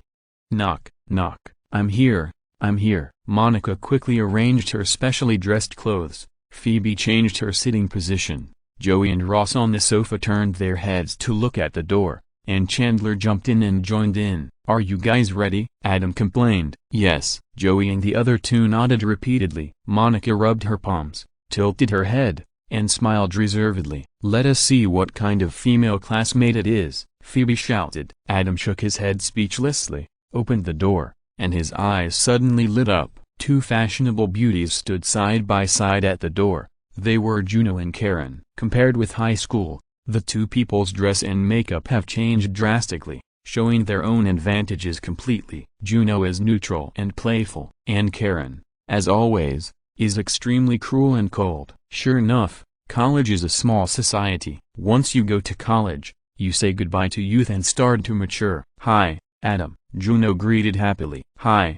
Juno. Karen, come in. Adam stepped aside and was about to introduce them to everyone when he saw Chandler and the others stretching their necks. Joey and Ross were staring at Karen. Ross had the classic Ross pervert's expression, Joey was better, but he also put on a Joe smile and waited for Adam to introduce him. Then he tilted his mouth and said the classic quote, "How you doing?" Monica was a little lost, and Phoebe understood and pulled Monica's hand, retracting the action of holding her head high. Ding. Strength plus 20. Ding. Strength plus 20. The system's prompt made Adam a little stunned. He looked at Monica and Phoebe, and then at the extremely cruel and cold blonde Karen, and suddenly realized it. The gap is too big. There is no comparison at all. Give up. Give up. It's better to be friends. No pressure. Adam was very happy that Monica and Phoebe finally stopped craving his body. This is good. His ideology is dominated by the young man in the East Country in his previous life, and his values are naturally the same. He doesn't like the practice of pairing up CPs between good friends, since he has decided to run a circle of friends for a long time, whether it is the 6-member group of Friends, the 5-member group of How I Met Your Mother, or the 7-member group of The Big Bang Theory. He will stick to his principles. It's not that there are no beauties in these 3 groups that Adam likes. In Friends, Rachel is simply stunning. Monica is also very beautiful, and can provide the most suitable props to open the car door from the outside when the car is locked. Although Phoebe feels a little neurotic, she is also very attractive. In How I Met Your Mother, Robin, deputy director of SHIELD, Hill, glitter, is really gorgeous. Although Lily looks average, her eyes are magical. She can do all kinds of brain supplements, assist, and replace. There is nothing she is unwilling to do. In The Big Bang Theory, let's not talk about Amy. After all, she is Sheldon's exclusive online customized model. Penny was also okay in the early stage, and she was a girl next door. Bernadette is a more brutal doll, even comparable to the legendary Max. Just look at the name. She is called Max. Although Adam's style is a bit like Lou Barney Joey Boo, he is much more decent than them. If it were them, they would definitely kill the wrong ones. But Adam made up his mind from the beginning and resolutely did not touch anyone, so as to avoid getting along with each other awkwardly. Therefore, after seeing Monica and Phoebe finally get through the greedy stage and enter the friendship stage, Adam was naturally very happy, but pervert Ross and slant-eyed Joey made him a little unhappy. Ahem. Adam coughed heavily and introduced the 2 parties. Everyone, this is Juno. This is Karen. Juno, Karen. This is Monica, Phoebe, Chandler, Ross and Joey. Chandler lived up to his nickname of pseudo-gay and behaved the most appropriately. When he saw Adam cough, he immediately reached out and nudged Ross and Joey on both sides, reminding them, "You haven't met Adam's friend yet." Hi. Everyone waved their hands. Joey reacted after Chandler's reminder and didn't use the classic Joe-style greeting. Among the 3, he was relatively particular. Even if he wanted to pursue his friend's girlfriend, he would at least say hello in advance. If his friend was not happy, he would give up immediately. Ross was a little bit overwhelmed and still didn't come back to his senses. I guess it was because he had been single for the past few months. Until Juno reached out and pulled Karen to sit down. Karen's well-behaved and docile appearance instantly blinded his eyes, reminding him of some unbearable scenes. His face suddenly became sour and his eyes turned away. Juno smiled at Adam, her eyes full of amusement. Adam shrugged. "So, Juno, you're studying at Harvard?" At this time, Monica had already put herself in a good mood. As the hostess, she smiled and chatted with Juno. "That's amazing. Harvard's reputation is comparable to that of Tsinghua University and Peking University in the East. Everyone knows it." "Yeah," Juno smiled and said, "Harvard is famous, and the pressure is also great." Pressure is a good thing. Ross suddenly felt very unhappy with Juno, took over the topic, and said in a condescending manner, "You feel pressure, which means you have learned something, and the academic pressure during undergraduate studies is really average. When you go to graduate school and take the doctoral exam in the future, you will know what real pressure is, believe me." At this point, he secretly pulled Chandler beside him and winked at him. "Let me introduce you. This is Dr. Ross Geller." Chandler glanced at Ross, helplessly waved his hands, pointed at Ross, and said exaggeratedly, "Trust him, he is very experienced." "It turns out to be Dr. Ross Geller," Juno said seriously, Are you a doctor of science or a doctor of medicine? Ross froze for a moment. The scientific contempt chain is so simple. In the scientific community, those who study mathematics and physics stand at the commanding heights and overlook all science. In the eyes of ordinary people, doctors of medicine beat all doctors. But Ross is neither of them. He is just a doctor of archaeology. Every day in the museum, he poses primitive people and dinosaurs, and studies why they are angry, whether the male primitive people are holding sticks outside to knock out other women, while the female primitive people can only try to remove the smell of mastodons on the carpet at home. When Adam talked to Juno on the phone before, he also told her about the situation of a group of friends, so she naturally knew that Ross was a doctor of archaeology. Juno is Juno after all, and Ross retreated with just one sentence. Adam, guess who we met at Harvard? Seeing Ross speechless, Juno looked at Adam with a smile. Who? Monica, Phoebe and Joey shouted in unison. No way. Adam's mouth twitched, and he suddenly had an ominous premonition. P.S. Thanks to book friends 20181109191916658 and Woofooshin for their rewards. Chapter 90. Welcome to join us. 520. Yes, it's wonderful Amy. Juno said the name Adam didn't want to hear the most. Who is wonderful Amy? Monica and others were confused. Of course, they had never read the book about the development of a wonderful daughter of an eagle father and a tiger mother, Adam's ex-girlfriend. The next moment, Juno's explanation set off everyone. Oh Tilda. Everyone dragged their voices and looked at Adam with amusement. Why is she called Wonderful Amy? Joey pointed at Adam, shook his head, and winked. Is she amazing? Her parents have used her as a prototype since she was a child and wrote a series of parenting novels named Wonderful Amy. Adam smiled bitterly. Murphy's theorem really exists. The more you don't want to hear something, the more it will come. Wow. The heroine of the novel, Phoebe exclaimed. Why did you break up? Monica asked curiously. She dumped me. Adam laughed. Oh poor Adam. Monica and Phoebe looked at him with pity. Juno looked playful. She knew the inside story best. To be honest, it wasn't Amy who dumped Adam. It was Adam who designed to make Amy lose interest in him. There are many ways, and they are also very simple. Everyone chatted for a while and then went their separate ways. Adam gave his room to them and slept on the sofa. In the next few days, Adam took Juno and Karen with him. Climbed the Empire State Building to experience in advance the excitement of King Kong hammering planes in the future, the romance of Seattle's sleepless nights, and the twisted situation of the East Country encountering Seattle gold diggers and greasy uncles. Go to Liberty Island, under the Statue of Liberty, to experience in advance the heroism of comrades fighting Magneto in blood, and the peak showdown between the East Country heroes and the Island Country Langme. Visit Times Square to experience the luxury of Fifth Avenue, the art of Broadway, and the madness of Nasdaq. After having fun, the three drove on their journey home. Homesick, they drove all the way, not to mention stopping to rest. They didn't even slow down, and when they were tired, they would take over. Adam was the main force, and his endurance advantage of up to 480 was revealed. He was driving for 80% of the journey. Juno sat in the passenger seat and chatted with him most of the time. Adam told Juno about the strange things he encountered in the hospital and told her about his plans. After getting the friendship certified by the system, his attitude towards Juno and Karen changed,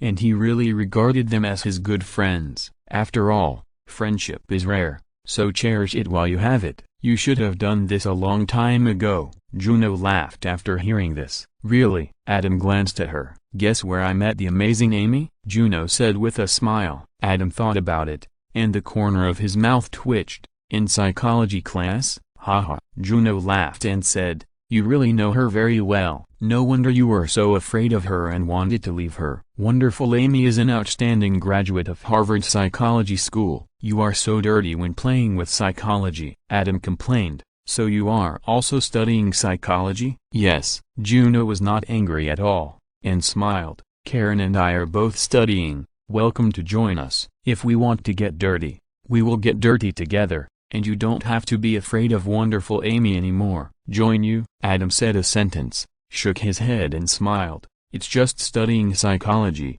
How can it be considered joining you, haha. Juno smiled mysteriously. Adam's heart moved, and he said in disbelief, "Don't tell me that you are also learning grappling and fighting?" "Stop." Juno glanced out the window. At this moment, the car was driving on an endless road. There was no village in front and no shop behind, and there was not even a ghost. Seeing Adam so shocked, she got excited and shouted directly, "What are you doing?" Adam subconsciously began to slow down. "Let me show you." Juno got out of the car after urging Adam to stop the car.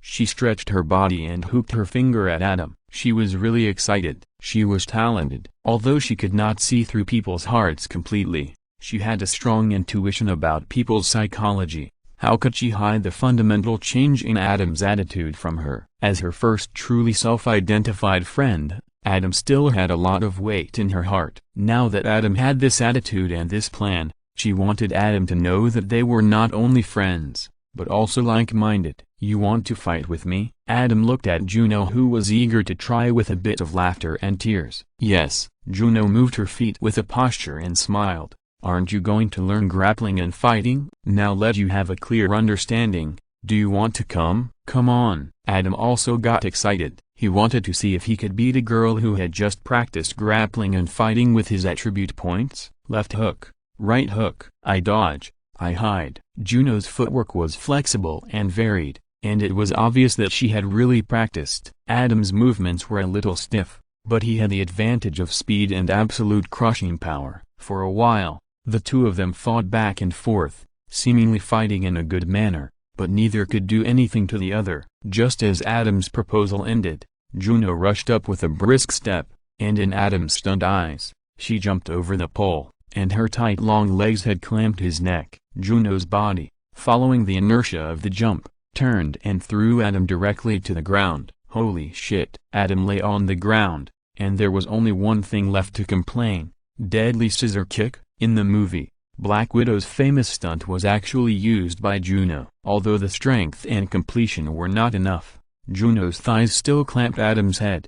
Unlike Black Widow, who could easily stand up after throwing someone to the ground in midair, but this was indeed Black Widow's deadly scissor kick. This is Brazilian Jiu-Jitsu. Juno untied her legs, pulled Adam up, and explained with a smile, "It specializes in submission, is good at grappling, and combines mixed martial arts with system defense. It is very suitable for women to defeat the strong with the weak." "How long have you practiced?" Adam looked at her strangely. "1 semester." Juno naturally understood what Adam meant, and smiled. "But I practiced regularly in high school." "That's also amazing," Adam praised. "You are really prepared for a rainy day, very stable." "Girls must protect themselves when they go out," Juno teased. "I think it's boys who must protect themselves when they go out." Adam couldn't help but complain. "Haha, that's why I said you should have done this a long time ago," Juno said with a smile. "Then are you interested in hunting?" Adam murmured. "You spray to practice surgical techniques in advance? Are you inviting us?" Juno said happily. "It's an honor." She was a star in the biology anatomy class. Even the teacher praised her for being so good. She was also planning to be a doctor in the future. Naturally, she was very happy about Adam's invitation. Chapter 91 True Warrior. Along the way, the car sped. Since Adam invited Juno to go hunting together, Juno has been very excited and kept giving advice. Hunting is legal in the United States, but there are relatively strict regulations. First, you need to get a hunting license. The natural environment in the United States is well protected, but animals often proliferate to the point of destroying the ecological environment. At this time, the relevant management department will issue tags, quotas, for these proliferating animals based on the results of statistical evaluation. For example, if the number of a certain type of deer is too large and 1,000 heads need to be reduced, the relevant local government departments will sell 1,000 tag quotas. You can legally hunt as many heads of the same animal as you spend money and buy as many quotas. In addition, there are also requirements for hunting firearms. For example, automatic rifles cannot be used. The DADADA shooting of the terrifying upright ape is unbearable for any animal. For example, there are a maximum of 3 bullets in the chamber, and if you miss, You have to reload the bullets to give the animal a chance to escape. There are many other scattered regulations. Of course, there are not many people who really follow these rules in private. Adam and Juno agreed to learn how to use a gun when they got home. Winter vacation is from December to January, a month. Today is December 6th, and there are more than 2 weeks before Christmas, which is just the right time to learn how to use a gun. As for buying a cabin in the woods and medical equipment, applying for hunting quotas and the like, we will have to wait until next year. Next year will be a busy year. It will also be a fulfilling and interesting year. Outside the Duncan's house, Juno put Adam down and left with Karen. I'm back. Adam pushed the door open. My proudest son is back. It's a double happiness. Bob, the anxious father, happily came up to him, gave him a warm hug, and then whispered in Adam's ear, "Speak for me later." Then what am I? Gabby, the third child, grumbled dissatisfiedly. You? Bob looked at Gabby. Normally, he would have said with a straight face, "You are my son," but now he smiled and flattered, "You are also my proud son. I just hope I am the last son." Gabby complained to Adam, "Guess if I can make this wish come true?" 10% chance. The second child Teddy pouted. Originally, the chance was 50%, but look at the four of us, boy, girl, guess Duncan number 5. Is the chance of a boy higher or a girl higher? Oh Gabby, the third child, wailed, "Mom is pregnant again." Adam would be too stupid if he couldn't guess what happened at this time. Congratulations, you got it right. The second child Teddy mocked unhappily. And don't worry, not only is Duncan number 5 coming out, but Duncan number 6 is also in the works, because according to Dad, a family with 4 children is the most lively. You are going to college, and there's one less person at home. It's a bit lonely. Guess who's going to college next year? At this point, she pointed her finger at herself. Ahem. Dad Bob kept coughing, feeling very embarrassed. What Adam went to college and it was lonely so he needed to fix the tire, of course, was an excuse. The real reason was that Teddy had warned his parents very seriously when Charlie was born 4 years ago. It's okay to play, but you must not play too much. And obviously, Dad and Mom have a good relationship, and they didn't guard against it if they were not careful, and bravely charged towards the real extreme warrior family. It's 3 happy things. Mom Amy spoke up. Your grandma invited us to Palm Springs for Christmas this year. Are you happy? Dad Bob's face suddenly darkened. Similar to the situation of Sheldon's father,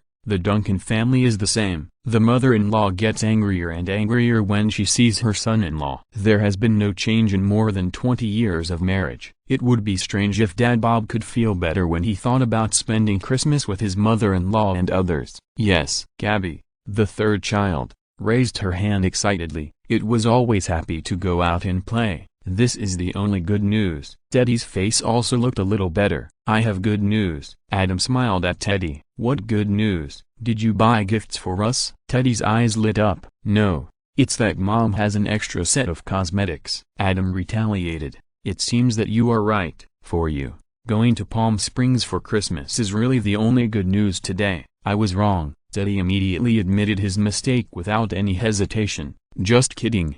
There is no such thing as face between brothers and sisters. Adam is making money by writing books now. How could the cosmetics he bought for his mother and sister be bad? American girls, let alone high school graduates. There are many people who wear makeup even in junior high school, and it's not just girls. Don't you see, Sheldon, Leonard and their high-end cosmetics? Even Penny covets them. Leonard flatters Penny so much, but he also flattered Penny to use his cosmetics. The attraction of a set of expensive cosmetics is absolutely awesome. Welcome home. Brother Teddy stepped forward quickly and gave him a warm hug. He didn't call him by his name, but called him brother directly. It's so realistic. I'm kidding you. How can cosmetics be without my good sister? Adam was very satisfied with Teddy's attitude of admitting his mistakes. I'll help you with your luggage. Teddy quickly grabbed the suitcase in Adam's hand, took out 2 sets of cosmetics, and tried them with his mother Amy with great interest. Where's my gift? The third child Gabby also rushed over and screamed when she saw the latest game console. Wow, great, Dad, this is a fishing rod I bought for you. Charlie, are you unhappy to see your big brother? Everyone had a gift. Adam noticed that the little sister Charlie was very silent, so he stepped forward to tease her. Unhappy, Charlie said honestly. What's wrong? Adam took the toy he bought for Charlie, squatted down and smiled. I don't like my brothers and sisters. Charlie pointed at her mother Amy's belly. Adam smiled, knowing that all children are like this, so he coaxed, then does Charlie like herself? Yes. Charlie nodded quickly. That's right. Adam smiled and said, you can ask your third brother Gabby. When you were born, he didn't like you as a sister, but now he loves you very much. So even though you don't like your brothers and sisters now, when they are born and you see them, you will like them, just like your third brother Gabby likes you. Yes, that's right. Gabby sneered while playing the game controller. Everyone stared at him. Okay. Gabby curled his lips, raised his hands in surrender, put down the game controller, walked to Charlie, squatted like Adam, looked at Charlie, and said seriously, Charlie, I love you. Charlie looked left and right, her eyes turned around, and smiled cutely, but she didn't reply I love you too, but said make cross and dead silent. Leonard cry. Thank you. P.S. Thanks to the rewards from I heard that the wind is blowing again. Book friend 2018109191911665 inches, and hello Liverpool. Chapter 92 Home. Duncan's house. Everyone was very happy to see Adam's gift. Dad, forget about Duncan number 5, but don't have Duncan number 6. Adam advised. Daddy and I used to help take care of them, so you guys should relax. Daddy and I will go to college next year and won't be home. Are you going to give Charlie and Duncan number 5 to Gabby? Don't call them Duncan number 5 or Duncan number 6. It sounds ugly. Mom Amy interrupted dissatisfiedly. Bob and I have already thought of names. The boy will be named Toby and the girl will be named Angela. And of course Gabby won't have to take care of them when the time comes. I will take care of them myself. Toby? Adam's mouth twitched, and he complained in his heart. Is this a cricket or Spider-Man? When the name was mentioned, the first picture that came to his mind was that in The Big Bang Theory, Sheldon and Howard heard the sound of the cricket and bet on the type of cricket. After neither of them could convince the other, they took the cricket named Toby to the school entomologist for identification. This entomologist was obsessed with academics. His wife ran away with him and his research funding was cut. He wanted to complain to the heavens and the earth, complaining that it was stupid to name the cricket Toby. Sheldon was dissatisfied with the final verdict. After the entomologist's face was grim, his arms were swinging, and his voice was hoarse. Even Sheldon, who was a strong talker and a nitpicker, admitted defeat directly. He admitted defeat to Howard, whom he despised the most, and lost his collection of Flash comics stored in the bank safe. Toby? What a stupid name for a cricket. This sentence and tone are really unforgettable. Mom,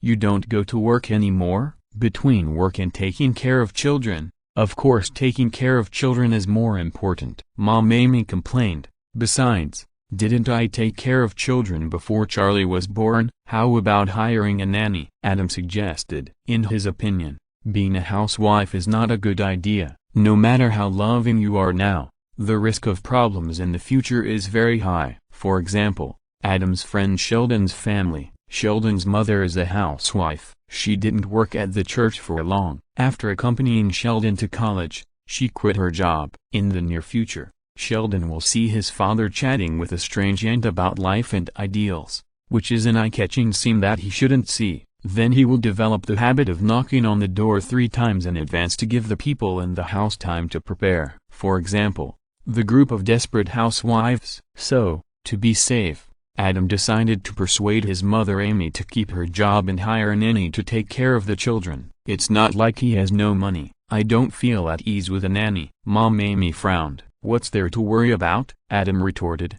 Even we can take care of them, let alone a nanny. As for worrying, don't we still have Gabby? He doesn't need to take care of them. He is better than anyone else in simple supervision. The third child Gabby is a troublemaker, but on the other hand, letting him supervise and prevent others from causing trouble is also a good use of people. In this regard, the second child Teddy has something to say. At the beginning, she had a hard time deceiving her parents and asked Adam to take care of Charlie, waiting for the boy she liked, Spencer. to study together, but at every critical moment, Gabby would appear between them, interrupting the ambiguous atmosphere, making Teddy hated but helpless. To say that Gabby didn't mean it, that would be a lie. Give me a portion of the cost of hiring a nanny, and I'll have no problem. Gabby immediately made a request. In the United States, children at home usually earn pocket money by doing housework, and children of appropriate age can also do some easy work. The newspaper boy in the American community can be said to be a unique landscape. In the original time and space,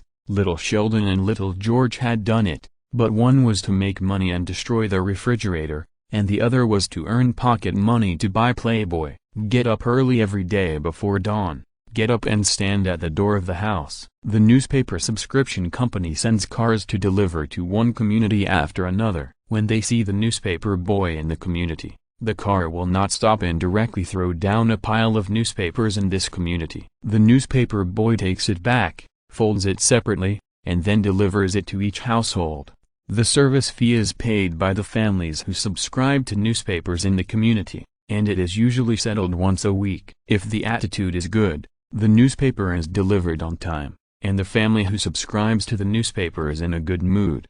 The service fee will be higher, otherwise, it will be lower. Parents are also happy to see this happen. On the one hand, it can exercise children's hands-on ability, and on the other hand, it can let children have a clear understanding of the difficulty of making money, laying a foundation for better integration into society in the future. After working for a few days, Sheldon was irritable and complained to the sky, the earth and the air. He was scolded by his father and realized that he shouldn't do this, but in the end, he didn't continue to work, but outsourced it to the stupid kid next door. He was a capitalist and made money while sleeping. As for why the stupid kid next door didn't just be a newspaper boy and collect all the fees, stupid. Adam's predecessor PJ also worked as a newspaper boy, and later he did more difficult housework such as mowing the lawn when he grew up. Sheldon's brother George first made money by reselling small things, and later repaired cars,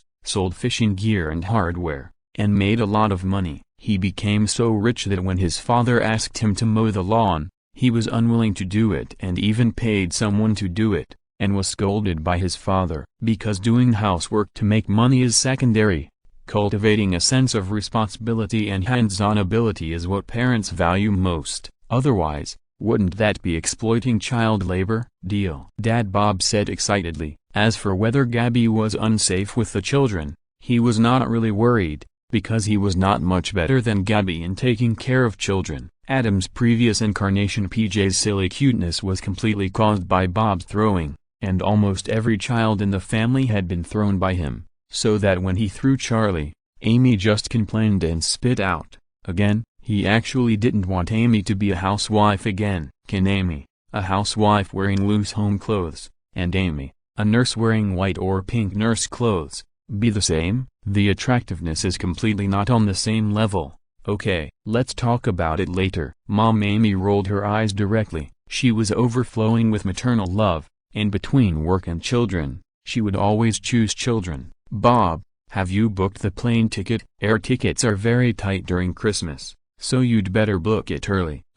Dad Bob's face fell. Originally, he thought he could delay it as long as possible, and then just say that there were no tickets, so that he would not be despised and ridiculed by his mother-in-law when he went to Palm Springs. But now it seems that there is no chance. Go and book the tickets right away. Seeing that, Dad Bob turned his back to Mom and frowned.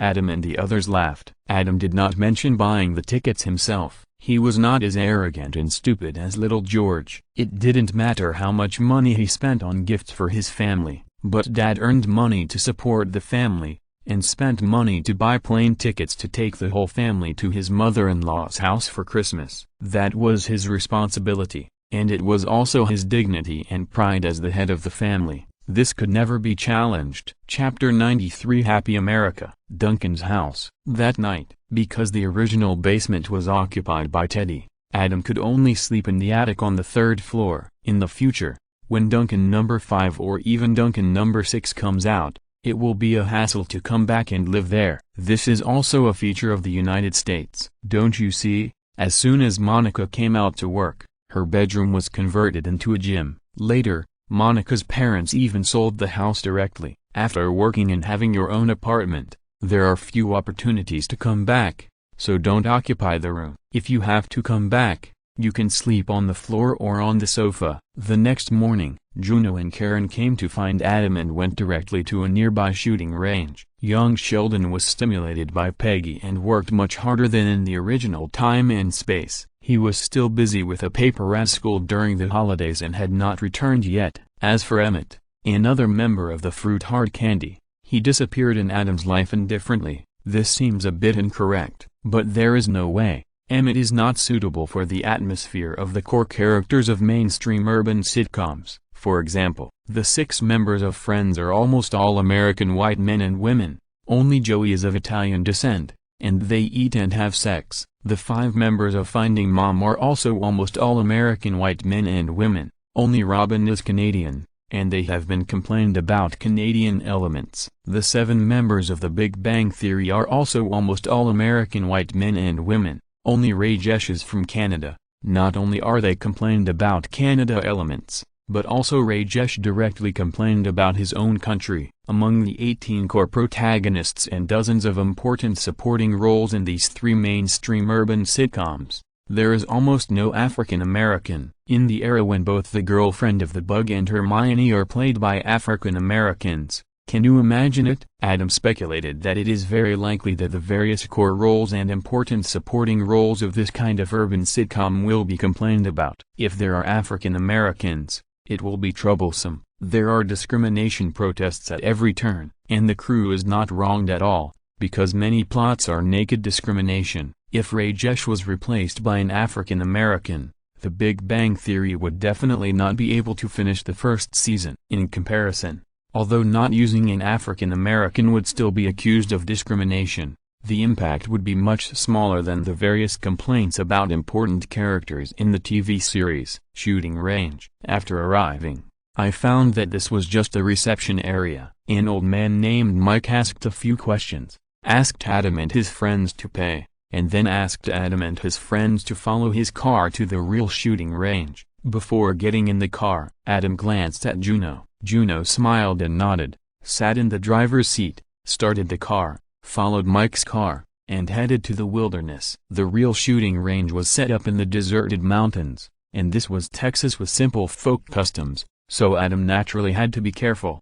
However, he did not notice the problem with old Mike, and Juno also confirmed this, so there was basically no problem. Old Mike was obviously an experienced driver, leading the way and driving very fast. Juno's driving skills were equally sharp, and he followed slowly. After driving for more than 20 kilometers on the winding mountain road, they finally arrived at an outdoor shooting range. What made Adam relax was that there were already people playing here. Several shooting coaches in uniforms led several groups of people. There were all kinds of people who came to play, and they were all in good spirits. In fact, those who are willing to spend money to play shooting here are generally in good condition. Adam and his 2 friends were directly grouped together and led by old Mike. Newbies usually use pistols, which are easy to operate and easy to get started. Old Mike first explained the basic knowledge of guns, such as the model, structure, gun holding posture, and safety rules such as not pointing the muzzle at people. He also repeatedly tested Adam and his 2 friends,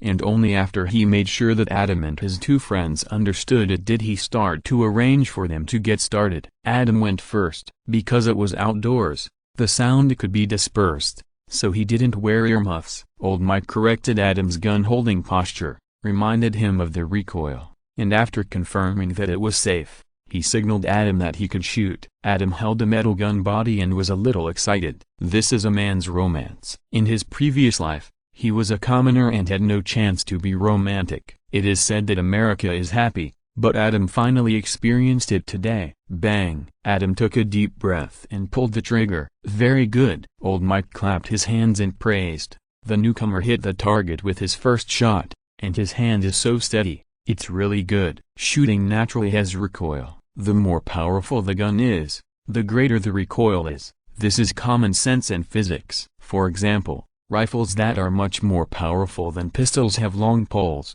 and they often need to be supported by shoulders when shooting, just to resist the recoil and increase shooting accuracy. The recoil of pistols is very small, but when the newcomer shoots for the first time, he feels the recoil when the gun goes off, and there are still very few who can hold it so steadily. Not to mention hitting the target with the first shot. Bang! Adam felt the joy of shooting and pulled the trigger again without hesitation. The powerful strength and super endurance brought amazing stability, and the second shot was close to the center target. Very good. Old Mike looked at Adam in surprise. It is not uncommon for rookies to hit the target with their first shot, but if the second shot still hits the target and is close to the center target, it cannot be simply summarized as luck. Bang, bang, bang. Adam's blood was boiling, and he felt completely up, and he fired all the bullets in the magazine in one breath. This rhythmic gunshot sounded in his ears, which was unexpectedly familiar. It feels so good.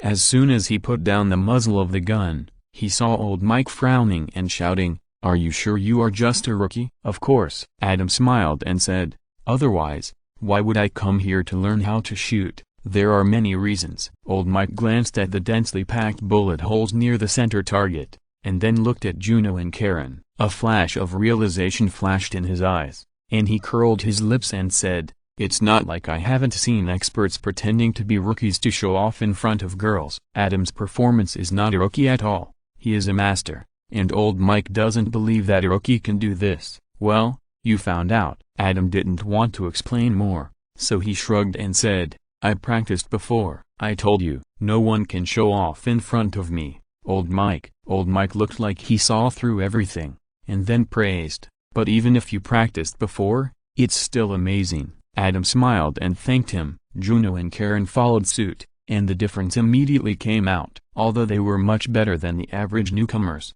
they were within the normal range and did not surprise old Mike. Adam watched them shoot steadily, slightly absent-minded. Karen rarely spoke, and her presence was too low, as if she was Juno's shadow, but sometimes people had to pay attention to her. "Really, you don't know until you see it. The world is really wonderful. It's like the song says, a stone is thrown into the water. The water is disturbed, and the heart is also disturbed." P.S. Thanks to book friends 20181109191916658 and Pank for the reward. Chapter 94. The whole family is mobilized. In the next 2 weeks, Adam, Juno, and Karen spent their time with the sound of bangs, from pistols to rifles, from fixed targets to moving targets, from close-range single-person shooting to long-range team operations. The shooting accuracy and speed are constantly improving. In the eyes of old Mike, Adam is definitely here to show off. In all kinds of shooting, he is a master among masters, even he can't compare. So later he didn't bother to pay attention to Adam, and spent more time teaching Juno and Karen. Juno and the other two are in line with the growth trajectory of talented newcomers. With a lot of money to buy bullets, they grow rapidly. Once again verified the traditional art of the United States, Krypton gold can become stronger. Needless to say, Adam is not short of money at all. Karen can go to Boston to find a community college just to accompany her to study, and her family is not short of money. Compared with the two, Juno is a little worse, but she doesn't need this little money. Because he is not yet 21 years old, he can't buy a pistol, and the cabin in the woods has not been purchased yet. So Adam and the other two are not in a hurry to apply for a gun license and buy a gun. The time has come to December 22nd. 2 days later, it will be Christmas Eve and Christmas Day. The Duncan family will take a plane tomorrow to Palm Springs, where their grandparents live, to spend Christmas with them. "Charlie, you know what? Tomorrow is your first time to take a plane and your first time to spend Christmas at your grandma's house. You will have a lot of fun." Teddy, the second child, lovingly filmed a video diary for Charlie, the youngest sister, as always. No, Mom Amy appeared in the camera and was talking to her grandmother on the phone. "Mom, you must take protective measures at home. All fragile items must be placed at least 1 meter above the ground." Before she finished speaking, a cracking sound was heard. The two looked in the direction of the sound and saw a broken vase at Charlie's feet. Oh! Charlie saw that the situation was not good, and she ran away with her short legs. Add another 30 centimeters. That's it. Mom Amy hung up the phone with a headache, and yelled at Charlie to come over, but then she shouted, "No, no, don't come over. There are broken porcelain pieces all over the floor." After cleaning up the broken porcelain pieces, she grabbed Charlie, put her on a special chair, and punished her to sit still. Charlie looked at Adam pitifully. "Don't look at me. Who told you to break the vase?" Adam spread his hands and smiled. Charlie turned his head away unhappily. Adam just smiled. Charlie is at the age when she is active and naughty and wants to destroy everything. Indulging her blindly is not a solution. Punishing her for making mistakes, so that she knows what she can do and what she can't do. This is the rule of thumb. "Wife, let me show you a treasure." Dad Bob pushed the door in, pushing a baby carriage in his hand, and shouted excitedly, "This is what I bought for $30. Baby carriage?" Mom Amy was a little speechless. "What kind of big treasure is this?" "Yes, it's a baby stroller." Father Bob introduced it enthusiastically. "It's a foldable baby stroller that can be used as a car seat or airplane seat. As long as I press the button, the push-pull rod will retract immediately." He pressed the button, but unfortunately nothing happened. Mother Amy immediately put her hands on her hips and glared at him with her lips pursed. "In theory," Father Bob explained, and under his wife's creepy gaze, he quickly fiddled with it, trying to show the telescopic function. But there are junk products everywhere that are sold with many problems. Obviously, he found such a big treasure. "Where is Gabby?" Mother Amy suppressed her anger and looked around. She didn't see her third son, so she couldn't help asking, "Where else can he be?" Adam pointed upstairs. "Gabby." Mother Amy immediately went upstairs angrily, turned the door of the third son's room, and saw Gabby was so engrossed in playing games that he didn't even notice her coming in. "We have to leave early tomorrow morning. Have you packed your things?" Mother Amy stood in front of the game console screen, folded her hands and sneered. "I have packed." Gabby stood up and wanted to go around her to continue playing, but Amy blocked him from going over. He had no choice but to put down the game controller temporarily and smiled. "Where are your things?" Mother Amy didn't buy it at all. "Here." Gabby immediately pointed at the latest game console Adam bought for him. "You are not allowed to take the game console to your grandma's house," Mother Amy said angrily. "Oh," Gabby immediately wailed. "Christmas is so boring." Then he looked at Amy eagerly. "How about I stay at home and you go to grandma's house?" "Wherever there is a game console, there is his happy holiday." "No." Mother Amy refused decisively and threatened, "I will come up later. If I don't see you pack your things by then, I will confiscate your game console for a month. This is not fair." Gabby still wanted to resist. 2 months. Mother Amy sneered and stretched out 2 fingers. "I'll clean it up right away." Gabby immediately obeyed her heart. Downstairs. "Is Mom a little abnormal?" The second child Teddy pointed to the roar coming from upstairs. "Hormones are playing tricks on her." Adam smiled nonchalantly. "So don't make her angry." Recently, Dad Bob, who was struggling with the stroller and sweating profusely, looked up and interrupted. "Adam is right, otherwise you will be cleaned up." "Whose fault is this?" The second child Teddy glared at him with contempt. "I warned you 4 years ago." Dad Bob was so embarrassed that he couldn't speak. Mom Amy looked around and saw that everyone was trembling under her female power, so she nodded with satisfaction. The next day, early in the morning, the mischievous third child Gabby actually sneaked into Adam's room and wanted to tie the handle of the game console to Adam's chest. She naively wanted to hide it from Adam first, and then hide it from the security check. It's really hard work just to play games. It would be possible if it was his predecessor PJ. Adam naturally kicked him on the butt and kicked him out. He also informed his mother Amy and confiscated his game console. Just kidding. If he was really caught during the security check, even if nothing happened afterwards, he would still encounter the most stringent inspection. Adam didn't want to try that level. After everyone was ready, the Duncan family went to the airport. Because there were too many people, one car couldn't fit them all, so Adam asked Juno to help send them off, and he and Karen drove the car back. Airport. After suppressing the third child Gabby, the Duncan family was still a little flustered, but they successfully passed the security check and boarded the plane. Adam, Teddy, and Gabby sat in a row. Dad Bob and Mom Amy sat in the row in front of Adam and the others with the fourth child Charlie. Just when Adam was secretly relieved and thought that everything was going well, something unexpected happened. Chapter 95, So Horrible. On the plane, beep, a flight attendant picked up the call phone and started broadcasting. Please pay attention, because our booking is overbooked by 2 people.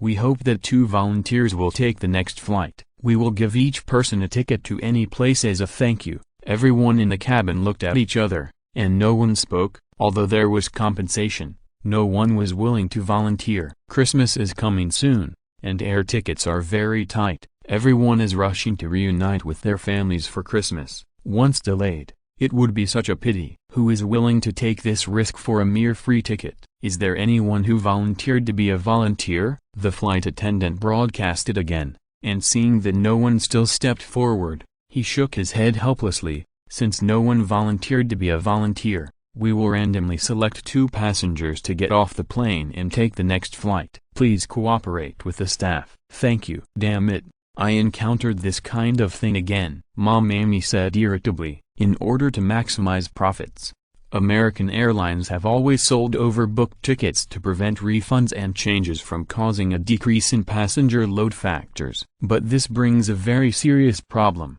that is, during the peak season and special holidays, the overbooking rate originally set according to the mathematical model will be lower than the actual overbooking rate, resulting in an overcrowded flight. This is a flight, so overcrowding is naturally not allowed. Therefore, the only way is to ask the passengers who have already booked tickets in advance, paid, boarded the plane and waited for the flight to get off the excess number by increasing tickets or other preferential measures. They call it volunteers. This is a routine operation and it is often encountered when taking a plane. Most of the time, there are still people who are not in a hurry and are willing to be volunteers. After all, there is compensation. Don't worry, Mom, Adam comforted. You are a pregnant woman, and you are carrying 3 minors, Charlie, Teddy, and Gabby. No one dares to let you and Dad go off. What if you are chosen? Mom Amy worriedly said, our family must travel together,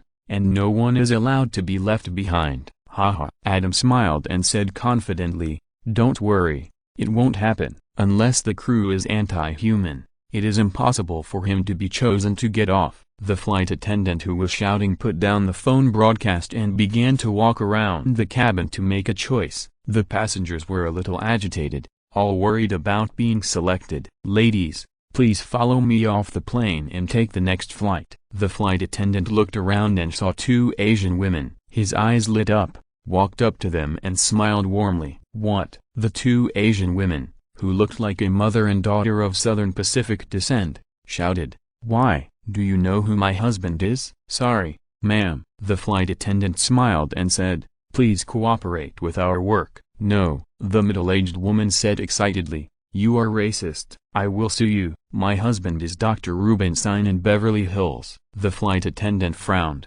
Doctors in Beverly Hills are well known and not easy to offend, but the passengers are all looking at this side, so he can't compromise. Otherwise it will be fun. Besides, what the other party said may not be true. It is more likely to be bragging. Otherwise, with the status of the other party's husband, he must be sitting in first class and business class. There is no such thing as overbooking volunteers. Sorry, ma'am, please cooperate. We are following the company's standard procedures. The flight attendant's tone became tough. Impossible. The middle-aged woman shouted, I want to reunite with my daughter and my husband. We have bought tickets and it is natural to take a plane. You have no right to kick us off. No, ma'am, we have the right to do so. The flight attendant became more and more tough. This is the airline's regulations. Please cooperate. If you don't, I will ask security to enforce it. Mom, the single-eyed girl next to her, who was about 18 or 19 years old, heard the words and pulled her mother, and said calmly, let's get off. The airline has the right to do this. We can complain about their racial discrimination, but it can't change anything. No, I won't get off. The middle-aged woman still didn't want to. She was the 8th wife of Dr. Rubenstein of Beverly Hills, and the pride of the Southern universe. She was looked up to wherever she went. Now she was embarrassed to be kicked off the plane. She was unwilling to swallow this breath. Security, after the flight attendant asked again, seeing that the middle-aged woman was determined not to get off, she directly called security. "What do you want to do? If you dare to touch me, I will let my husband kill you." The middle-aged woman looked at the burly security guard, a little panicked, and shouted cowardly, "Please cooperate with us." The security guard grabbed the middle-aged woman and walked out. "Ah!" the middle-aged woman screamed, holding the seat with her hands and feet, and refused to get off. It was not just because of face. She was indeed rushing with her daughter to meet her husband in Palm Springs. How romantic it was to spend Christmas in the place where they met. If she was delayed, who knows if her doctor husband would meet someone else. Sunshine, mineral springs, swimming pools, cool beauties, her husband, a famous surgeon, and those little bitches. The temptation to each other is too strong. What is lacking is a beautiful encounter. She really can't rest assured if she doesn't rush over immediately. In the beginning, wasn't she the pride of the Southern universe country because of this when she brought her daughter? "Madam, let go," the security guard reminded loudly, and when he saw that the middle-aged woman didn't listen, he immediately called another security guard to help. Several security guards worked together to pull the middle-aged woman off the seat. Because of the excessive force, the middle-aged woman's face hit the handle of the seat, and her nose immediately bled. She was dragged to the floor, and then she was dragged out of the cabin by the security guards while crying and struggling. The scene was shocking for a while. The middle-aged woman's daughter wanted to step forward, but was stopped by another security guard. "Enough." Adam stopped the security guard, helped the middle-aged woman up, and frowned. "My brother and I are here to volunteer. Let them take the seats. It's a big holiday. Is it necessary to do this, sir?" "Are you sure?" The flight attendant didn't want to cause trouble, and seeing Adam nod, naturally there was no disagreement. "Okay, please follow me off the plane." "Yeah." The third brother Gabby thought he didn't have to go to Palm Springs, and shouted happily, "No, Gabby follows us. Let Daddy follow you." Although Mother Amy was a little unhappy, she still appreciated her son's action. However, she couldn't bear to see Gabby like this, so she directly pressed Gabby down and replaced him with Teddy, who was almost an adult, so that she would feel more at ease. "Oh Gabby," the third child wailed. At this time, the middle-aged woman's daughter suddenly said, "I'll go with you." P.S. Thanks to Emperor Zia and Emperor Udang Dingda for the reward. If you're listening to this novel on a channel other than Fanfic World, it means they downloaded and uploaded it without effort. We cordially invite you to visit our channel, Mundo Fanfic Novelist. There you'll find the original version of this story and you can explore many other novels of various genres. We're waiting for you to immerse yourself in a world of incredible novels. Chapter 96 Christmas and New Year. On the plane. "I'll go with you." As soon as she said this, everyone looked at her. "I mean thank you, but we only need one seat." The girl with single eyelids and old-fashioned appearance said calmly, "My mother has to take a plane for an emergency. It's okay for me. One person from each family. It's more fair." "No need." Adam refused with a smile. "Since it's like this, my sister Teddy and I will take the next flight. It's a big holiday. It's better to separate a family than two families. Thank you very much." The girl nodded. "My name is Christina Yang." "Adam Duncan." Adam nodded in response, said a few words to his parents, and took his second sister Teddy off the plane under the guidance of the flight attendant. Christina looked at Adam's back and was silent. She is a smart and proud person. Her future goal is to become a top surgeon like her stepfather. And top surgeons have something in common, that is, competitiveness and extreme self-confidence, which is the most basic psychological quality to control the life and death of patients. Today's experience touched her deeply. She was originally going to apply for Stanford Medical School, but now she feels that she needs to work harder. As for defending her rights, she has never thought about it. You know, in the United States, there are tens of thousands of passengers who are refused flights by airlines every year. This is a traditional skill. No one thinks it is not free and democratic. Just like everyone assumes that rich people can do whatever they want. Several major airlines in the United States almost monopolize the aviation market. In a single region, Only one airline occupies the majority share. You have the freedom to offend them, and they also have the freedom to refuse to carry you. You can't do anything about them, but they can prevent you from taking a plane. In this country without high-speed rail, airplanes are the only means of fast travel. Monopoly industry plus monopoly market plus national legal support plus massive capital. You have no way to think about it. As rational as she is, she will naturally not do such a useless thing. Adam and Teddy went to the front desk and received free tickets.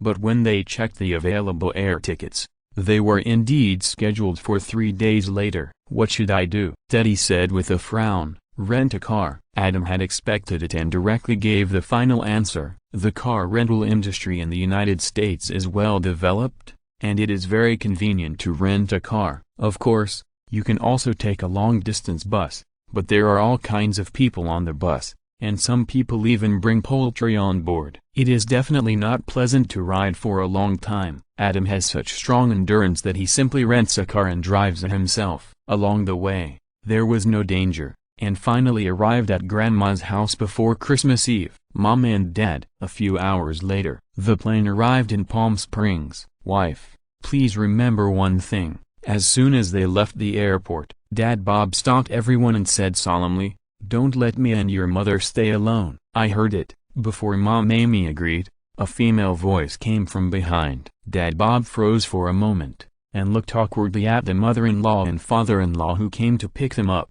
"The car can't fit. You are so fat, just take a taxi yourself," Grandma immediately responded. After a round of greetings, Grandpa and Grandma picked up Mom Amy, Charlie and Gabby and left first, leaving Dad Bob alone to take a taxi. "This Christmas will be very, very, very long," Dad Bob sighed and followed in a taxi. The whole Christmas period was warm and lively. Grandma looked down on her son-in-law and pushed all the mistakes on Bob. For example, before Mom Amy came, she called Grandma to put away all the fragile things, but Grandma didn't take it seriously at all and even put out her favorite antiques. In the horrified eyes of Dad Bob, Charlie the devil was wandering around, either reaching out to grab this or reaching out to sweep that, but fortunately, they were all rescued from the devil in time by Bob. But when Grandma saw Bob holding her antique reindeer crystal ornaments, she immediately scolded him. Charlie the devil, the culprit, also echoed, "Dad is a bad guy." Dad Bob was angry but had nowhere to vent, so he could only smile bitterly and endure it. In comparison, the third brother Gabe was much happier. Originally, he didn't want to come to Grandma's house at all, and then his plan to secretly bring a game console was ruined, and he was even more listless. But who would have thought that his grandfather, who he regarded as an antique, actually had a game console, and it was the latest model, but it was wasted by his grandfather to play golf. Come on, what's fun about golf? So he took out the game disc he carried with him and opened the door to a new world for his grandfather. Newbies are all very addicted. Grandpa was addicted to games, and he looked like he was old, and he was not allowed to play at all, so that he had to say what his parents usually scolded him: "Playing games is not good. I'm worried about your health." Oh my God, is this his line?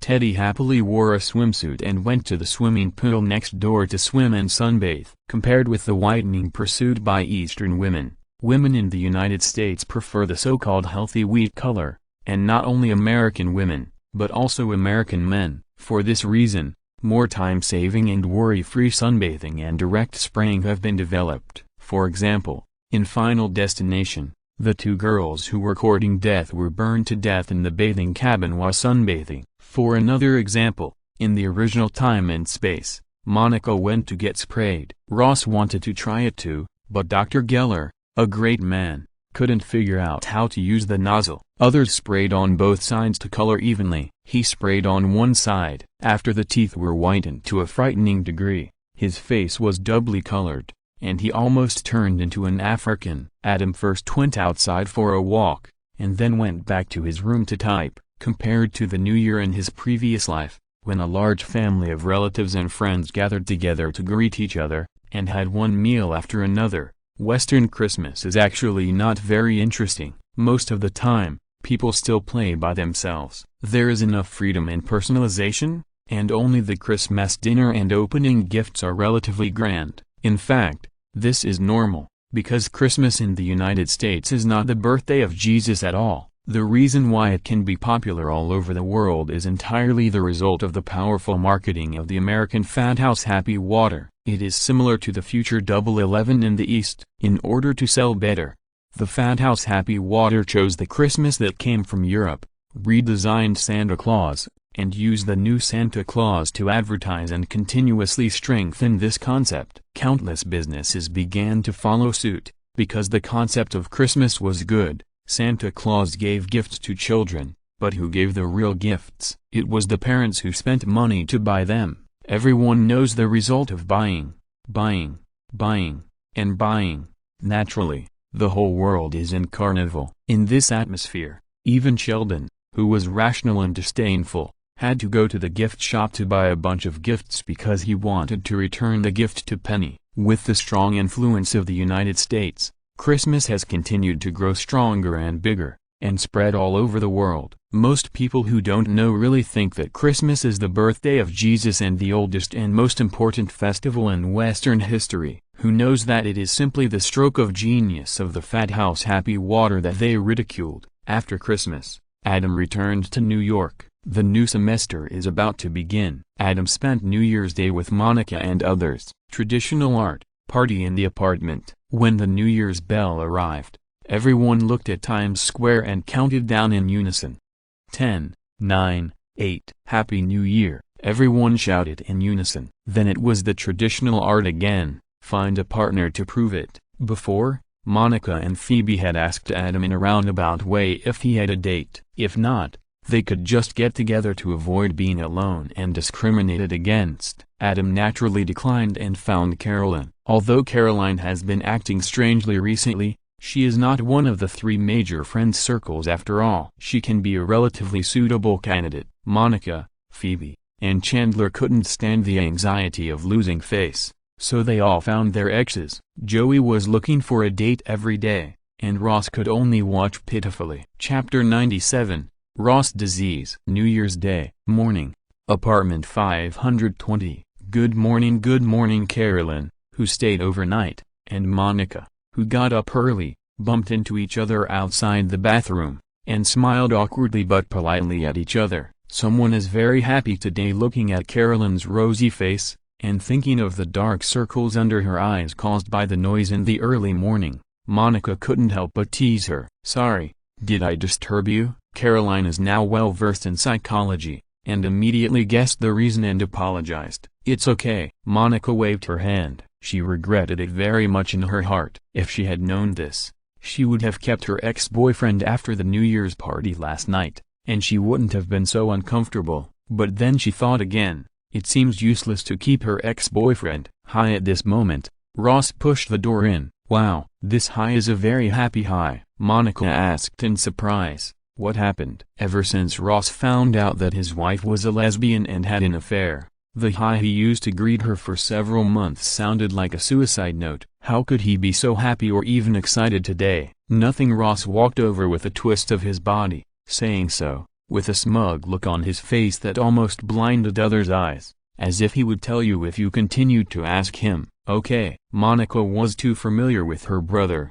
so she raised her hand and gave up asking. She would not tolerate his arrogant attitude. It's Carol. Ross couldn't help it immediately, and said proudly, obviously, that Susan is just a novelty. How can she compare with me? I'm her husband. What? Monica shouted in surprise. You and Carol got back together? Last night? No, it was in the early morning. Some people were very happy. Ross snapped his fingers, shook his head, and couldn't control the arc of his mouth at all. You heard it too? Sorry, I'll pay attention next time. Adam listened to Caroline's reminder and smiled embarrassedly when he heard this. When he came out of the bedroom, Ross's mouth twitched and he stared at Adam with dissatisfaction, blaming Adam for stealing his limelight. He's not talking about you and Caroline, Monica quickly explained. He and Carol, they're back together. What? Adam was stunned and said in disbelief. Is it true? Could it be because of the butterfly effect that Carol was fanned straight again? Of course it's true. Ross shook his head again. We seem to be back to the passionate period, that feeling, that expression, that taste. Have you talked? Adam asked. What to talk about? Ross was stunned and asked in confusion. Do we need to talk about this again? Thousands of words are not as convincing as this. Besides, at this point, he shook his head for the nth time, we don't have time to chat at all. Carol is still sleeping soundly now. I came here to tell you this good news as soon as possible. It's really, Driver Lo was in high spirits. Is that so? Adam looked a little strange, and kindly reminded, I think you'd better have a good talk with her. Is it a momentary impulse, or are you really ready to get back together? In this regard, he suddenly had a bold idea. In the evening, Adam and Caroline had dinner alone. I'm going to find a new apartment. Adam smiled and said, it's more convenient to live alone. Indeed, you should find a separate apartment. Caroline smiled strangely and said, you should also buy a sturdy bed and thick bedfoot pads, otherwise someone will complain to you sooner or later. He. Adam smiled and nodded, and then changed the subject. What are you busy with recently? Me? Caroline paused, and her smile dimmed. I'm still taking care of patients, but I don't think I can do it anymore, and I may change my job again. You are too dedicated. Adam sighed. It's better to change jobs, otherwise you will treat all patients as your own relatives and watch them die one by one. It will definitely be unbearable psychologically. I don't want to be like this either. Caroline's tone was a little angry. But look at them. Remember Mr. Tucker? He was the patient I took care of the longest. He often looked out the window with the lonely look in his eyes that was heartbreaking. Finally, he left this indifferent world while I was reading. After his death, the nurse sorted out his belongings and notified his family to pick them up, but no one came. His family didn't want to pay attention to him at all. The box containing family photos belonging to Mr. Tucker could only be thrown into the trash can behind the hospital. There were too many such boxes piled up in it. Adam was silent. Nursing homes are very popular in the United States. Many families have never had the concept of raising children to prevent old age. It is more about freedom. Enjoy the world of two people with your lover and lover, and don't need to spend too much energy to take care of the children. When you are old, you don't plan to let your children take care of you. You can earn money to go to a nursing home for retirement. Both parties are very free. Nursing homes are also very good. So many people of the same age live together and can play together. There are special people to take care of eating, drinking, defecating, and even being sick in the hospital. Children support you because of the strong family affection established by decades of daily life, and nursing homes take care of you because of money. Under normal circumstances, money is more professional and reliable than family affection, so it looks really good. But all this beauty is a castle built on the beach, which will be directly melted by the waves. Not to mention that few caregivers can reach Caroline's level. Even if they can, it can't make up for the desire for family affection when they are old. But because they didn't manage family affection carefully in the past, and even had many conflicts, the family affection was so weak that the nursing home was really a nursing home. Family members rarely come to visit or even don't come at all. Later, a saying became more and more popular: father is not father, and feelings are more important than blood. In the original time and space, why is the friendship between Chandler and Joey so touching? That's because when Chandler bought a house, the first thing he thought of was not whether the house was good looking, but to always leave an attic for Joey to live in. Because in his opinion, Joey, who ran every day, would definitely be a lonely old man in the future. People like Mr. Tucker who met Caroline are already very lucky. More people really just treat them as numbers, and they will die if they die. What kind of job are you going to find again? Adam suppressed his feelings and changed the subject. Hearing this,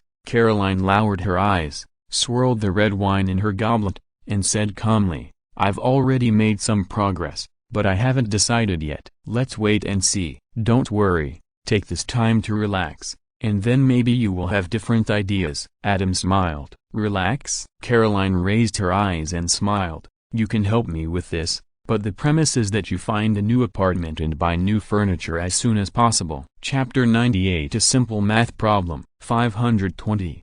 What? You want to move out? Monica was shocked and asked, Why, do you remember why I moved out of the school dormitory? Adam pointed at Monica's dark circles and smiled. The sound insulation is not good. I think it's better to find a separate apartment to live in, so as not to affect your sleep. It's okay, the New Year's party is exciting. I understand, this is just a special case. Monica tried to persuade him. Ahem. Adam coughed lightly and said tactfully, this is not a special case. I have always had better physical strength. Tilda. Monica opened her mouth immediately. Adam had never brought a girl back to spend the night before. She hadn't noticed it yet. She thought it was just because the party last night was too exciting that it made a night of noise. Now listening to what Adam meant.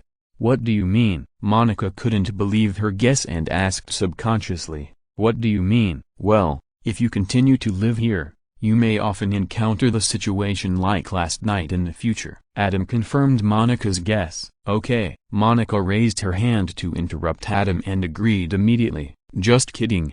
One night is so hard, if it happens often, it will really kill you. Where are you going to find an apartment? Under pressure, Monica agreed, but she was still a little sad. Adam is definitely a good roommate. Not only does he like cleanliness and doesn't pick on her obsessive-compulsive disorder, but he is also really pleasing to the eye. It's nearby. Adam smiled and said, I also want to come here every morning to enjoy your breakfast as a restaurant chef. You can also order food. As long as you like, I will make it for you, Monica said happily. Shiranju said, distance and time can destroy any relationship. Rensuju said, human nature cannot stand the test. That's why Shiranju sang, friends walk together for life. Monica is very talented in this aspect and likes to bring friends together. Wow, if Joey hears this, he will be jealous again. Adam teased. Joey's two specialties, eating, and having sex. People once joked that he could only choose one of the two,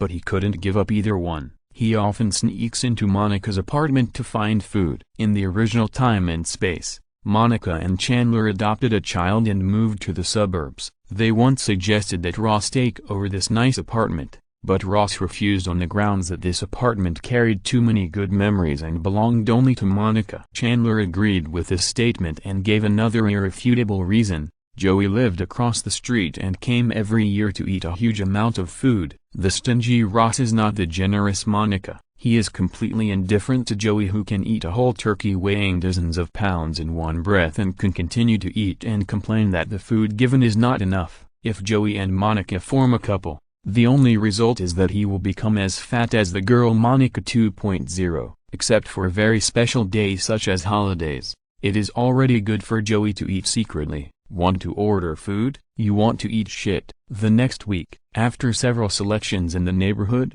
Adam finally found an apartment on the 4th floor, opposite 520 apartment, where the ugly fruit man was often watched by everyone. With the curtains open, he and 520 apartment could see each other's apartment, and they could even chat by shouting. For some reason, this apartment had no house number, so Adam followed the example of the previous resident and hung a signed Duncan apartment at the door as a reminder. The apartment is a typical 2-bedroom, 1 living room apartment with a reasonable layout. On the day of moving, everyone worked together and it was easily done. When they arrived at Duncan apartment, there was another small party to celebrate. Adam should have been the absolute protagonist, but he was not, because someone was too excited and kept talking to show off his charm, saying that no matter how powerful Susan was, could she still create a magical weapon? His expression was too slapping and his words were too rude, which once caused discomfort and siege from all the female compatriots. Adam asked a few questions on the side and then smiled without saying anything. The butterfly effect is no match for historical inertia. How long can Ross laugh? Soon,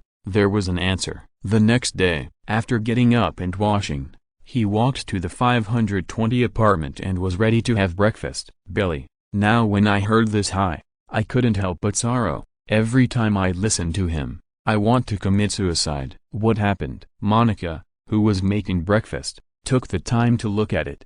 Watching his older brother still arrogant last night, but now he almost threw the kitchen utensils in his hand. I stared at the past. Okay, Ross. Is this about Carol again? Adam tried to smooth things over. How do you know? Ross glared at his sister.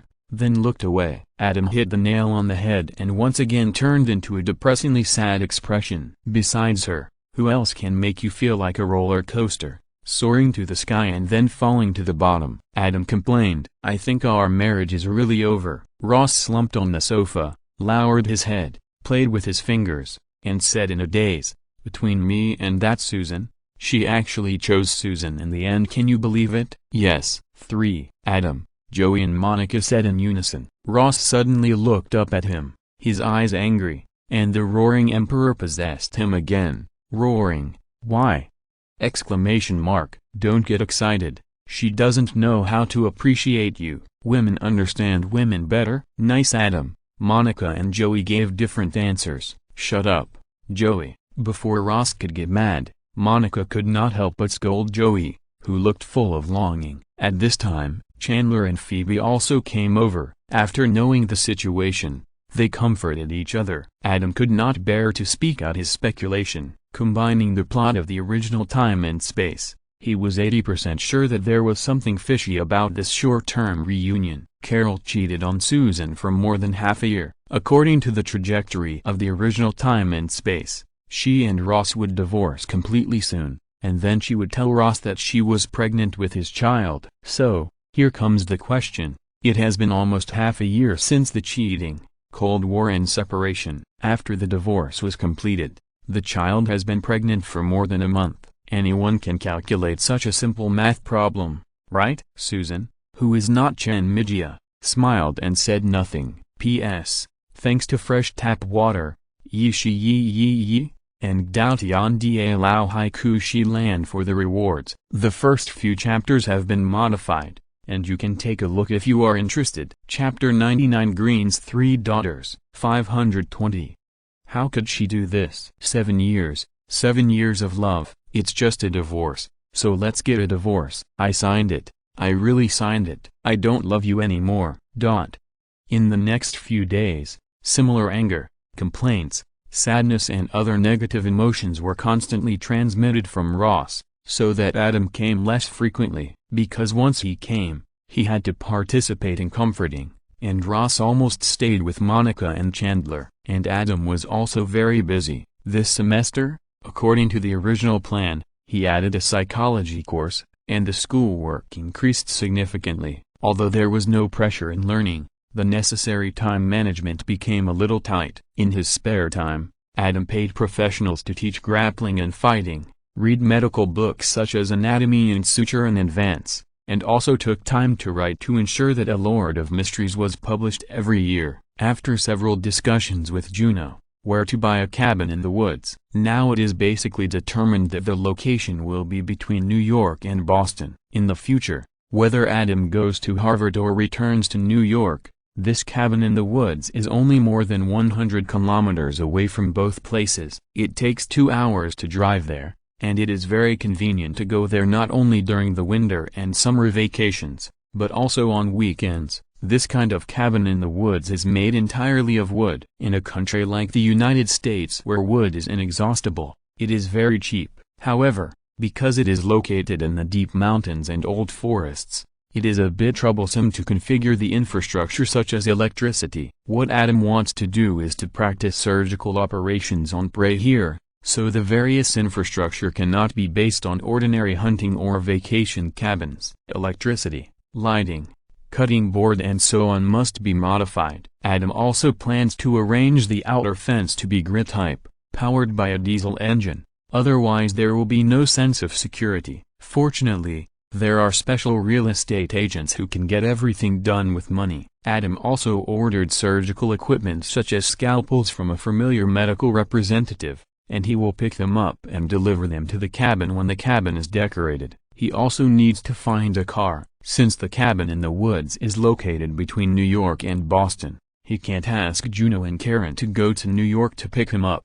Naturally, it is more convenient for him to drive there. He doesn't even consider sports cars for show-offs, and most people will choose off-road vehicles. After that, he had to fill out forms and pass FBI review to buy his own guns and ammunition. Because of shooting and guns, Adam thought of archery again. He planned to practice and then buy a compound bow for hunting. since he was practicing surgical techniques. In addition to injuries caused by hot weapons such as gunshot wounds, injuries caused by cold weapons were also necessary. These are just rough outlines, and there shouldn't be too many other scattered things. How busy was Adam at one time? Late at night, Caroline was sleeping soundly, and Adam was working late at night to finish his homework. If it weren't for Adam's endurance attribute of 480, which is infinitely close to the showman level, someone else would definitely not be able to bear it. Long Island, New York, adjacent to Brooklyn, it is a member of the New York metropolitan area. Rachel Green's family settled here. The Green family has 5 people. The mother is the most traditional housewife. She has only come into contact with her husband in her life. She got married right after graduation and didn't know what work is. Among the 3 daughters, the eldest daughter, Rachel, now follows her mother's footsteps and finds her doctor husband. Even though he is not as good as her surgeon father, he is just a weakened version of a dentist, and his hairline is worrying. She is about to complete the gorgeous transition from relying on her doctor father to relying on her dentist husband after graduating from college. The youngest daughter, Jill, is still a naive and willful age. She has a credit card given by her father. She usually buys, and plays, and doesn't know what to worry about. The second daughter, Amy, is neither the first child nor the youngest child of her parents. As a typical invisible second child in families all over the world, she is envious and jealous of her elder sister Rachel and her younger sister Jill. For this reason, she often laughs at her elder sister Rachel's long nose and even bites her. The high-quality life of the family of 5 depends on the father, who is a surgeon. Rachel's father may not be as good as the famous doctor who claims that his hands are worth $2 million. But his annual income alone supports the whole family. He bought a horse for his eldest daughter and bought her a sailboat to make her happy because her pet horse was sick. In the future, the younger daughter will even use her credit card to buy a sailboat for her friend. According to American tradition, the cost of the wedding is usually paid by the bride's parents. With such a father, everything is naturally out of the question. The Green family is discussing the marriage of Rachel and Barry with the groom-to-be, Barry, and the chief bridesmaid, Mindy. The bride-to-be, Rachel, is a little absent-minded. For some reason, her excitement and happiness are getting weaker as the wedding approaches, and some bold ideas flash through her mind from time to time. More than half a year ago, she went to New York City with her best friends. In that bar, she encountered God's guidance. How she wanted to have a wild and indulgent night with that handsome guy. In the name of God, let God witness it. Unfortunately, those little bitches didn't understand her pain at all about entering the marriage hall and no longer being able to indulge. Not only did they not support her, they also destroyed it. She was depressed and dissatisfied. Her mind was full of all kinds of indescribable things with that handsome guy. She drove back in a daze and almost had a car accident. Her best friends asked her what she was thinking. What could she say? Of course, she was thinking about her fiancé Barry. Those little bitches were still exaggerating, praising her for always thinking about Barry so affectionately and romantically, but she knew that they were probably laughing in their hearts. You are not satisfied with your dentist husband, and you can't get what we can't get. Late at night, the Green family is a villa with plenty of houses, and her fiancé Barry and chief bridesmaid Minty stayed at home. Americans don't care about unmarried couples sleeping together at home. Rachel lay on the bed. Her eyes were dazed, and the handsome guy she didn't get appeared in her mind again. The fiancé who was shaking in front of her seemed to have become that handsome guy again. What you can't get is always a commotion, not to mention that it's a handsome guy of that level, and there is God's guidance. That group of little bitches said they were going to hold a bachelorette party for her. If they were really her best friends, they should have found that handsome guy and given her a wild and indulgent night. At least let him dance for her. After a while, her fiancé Barry got out of bed, brought her a glass of water, handed it to her, and said considerately, "Rachel, drink some water, so you can sleep well later, thank you." Rachel took the glass of water in a trance and drank it. After a while, her eyelids became heavy and she fell asleep. Barry called out to her several times, but seeing that Rachel didn't respond at all, he pushed Rachel to the side of the bed. He lay in the middle of the bed with a big letter, looking at the door with a mysterious and expectant smile. Creak. At some point, the door was pushed open, and under the dim light, a figure slipped in. Chapter 100. The six-man group finally goes away. Long Island, New York. Green family villa. Amy, don't talk. The evil dentist revealed his scumbag nature. Soon, Amy looked at Rachel, who was sleeping soundly beside her, with a smug look, and without saying much, she slipped out skillfully. Obviously, this was not the first time. After a while, just when the evil dentist was about to fall asleep due to sleepiness, another figure slipped in skillfully. Mindy, don't talk. Wait a minute. Another old acquaintance. As a dentist, even if his hairline is worrying and his appearance is average, his generous income completely covers up all his shortcomings, and he is the object of pursuit of most women.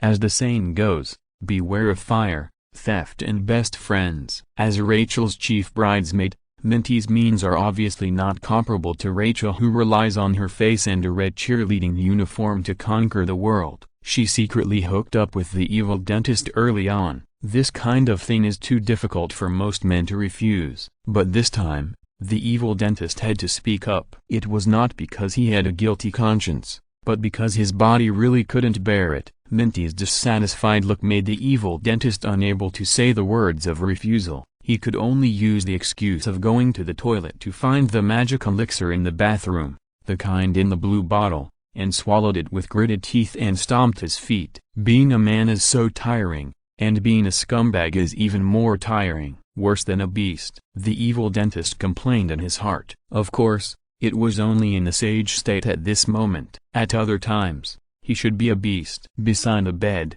Rachel showed a happy smile, and she didn't know what she dreamed about. 1 month later, downstairs of Adam's apartment, a group of people surrounded Adam's newly bought SUV. Well, what a muscle car. Adam, why don't you buy a sports car? Isn't the Porsche 930 good? Yes, Porsche is so cool. I think it's good. Among the crowd, only the manly Monica liked Adam's new car. Go for a drive. Of course, no problem. Adam had anticipated the traditional activity of a drive, and he skillfully invited everyone to get in the car. Monica was invited to the front passenger seat because she spoke fairly. Chandler, Joey, and Phoebe sat in the back seat, but Ross was nowhere to be seen. Recently, he has been busy with the finalization of his divorce with Carol. Yes, no matter whether Ross clamored to sign the divorce agreement or begged Carol not to divorce, it did not change the final outcome. Carol was determined to divorce,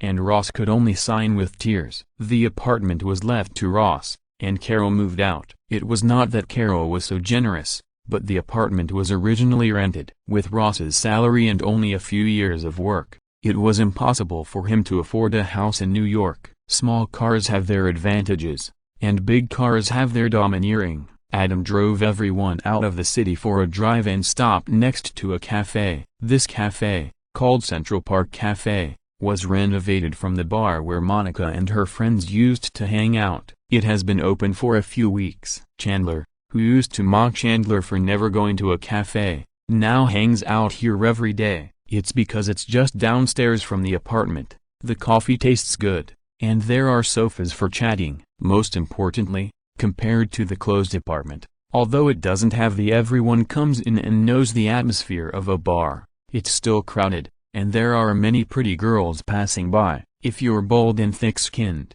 you can still chat with them. Joey is a typical example. There's food and girls here. It's simply his paradise. As they talked, they started gossiping about Monica's latest relationship, and urged her to tell them the troubles of her boyfriend and the details of her date. There's nothing to say. He's my colleague. Monica is experienced and decided to resist to the end to avoid being gossiped about by everyone.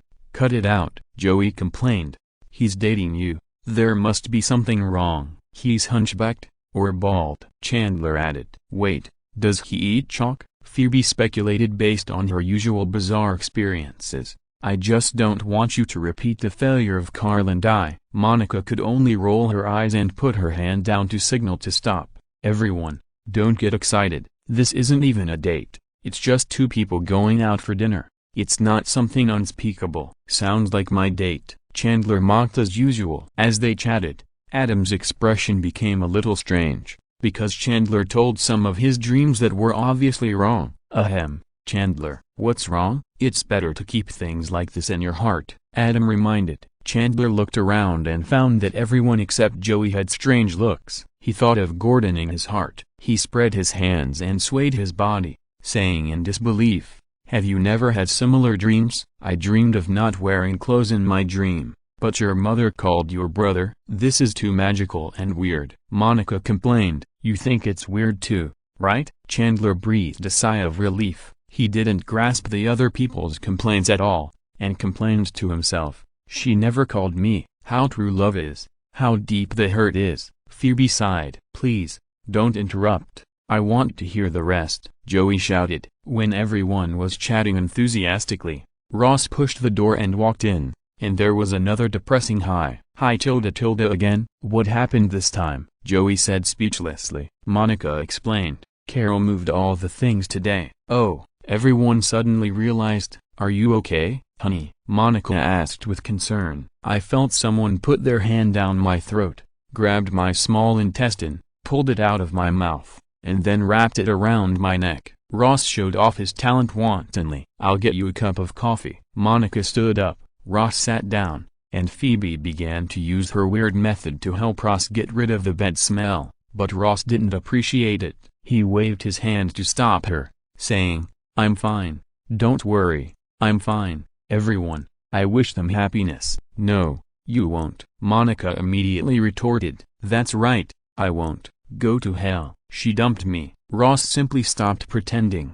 "Okay, I know you are in pain and angry. Do you know what you should do now?" Joey laughed. "Don't persuade me to go to the strip club again." Ross rolled his eyes. "Of course not." Joey spread his hands and said, "Well, I have no other choice. I don't have any other requirements. I just don't want to be single." Ross complained, "I just want to get married again." Before he finished speaking, everyone looked at the door. Ross turned his head and saw a beautiful bride in a white wedding dress pushing the door and walking in. P.S. Thanks to book friends 2019050122544375 and Zuro Shuchi for the reward. End of this chapter. Thank you very much for reaching the end. Don't forget to like. Looking for more exclusive content and immediate access? Subscribe to our Patreon. Remember, every like, subscription, or donation encourages us to continue. Thanks to everyone. See you in the next video.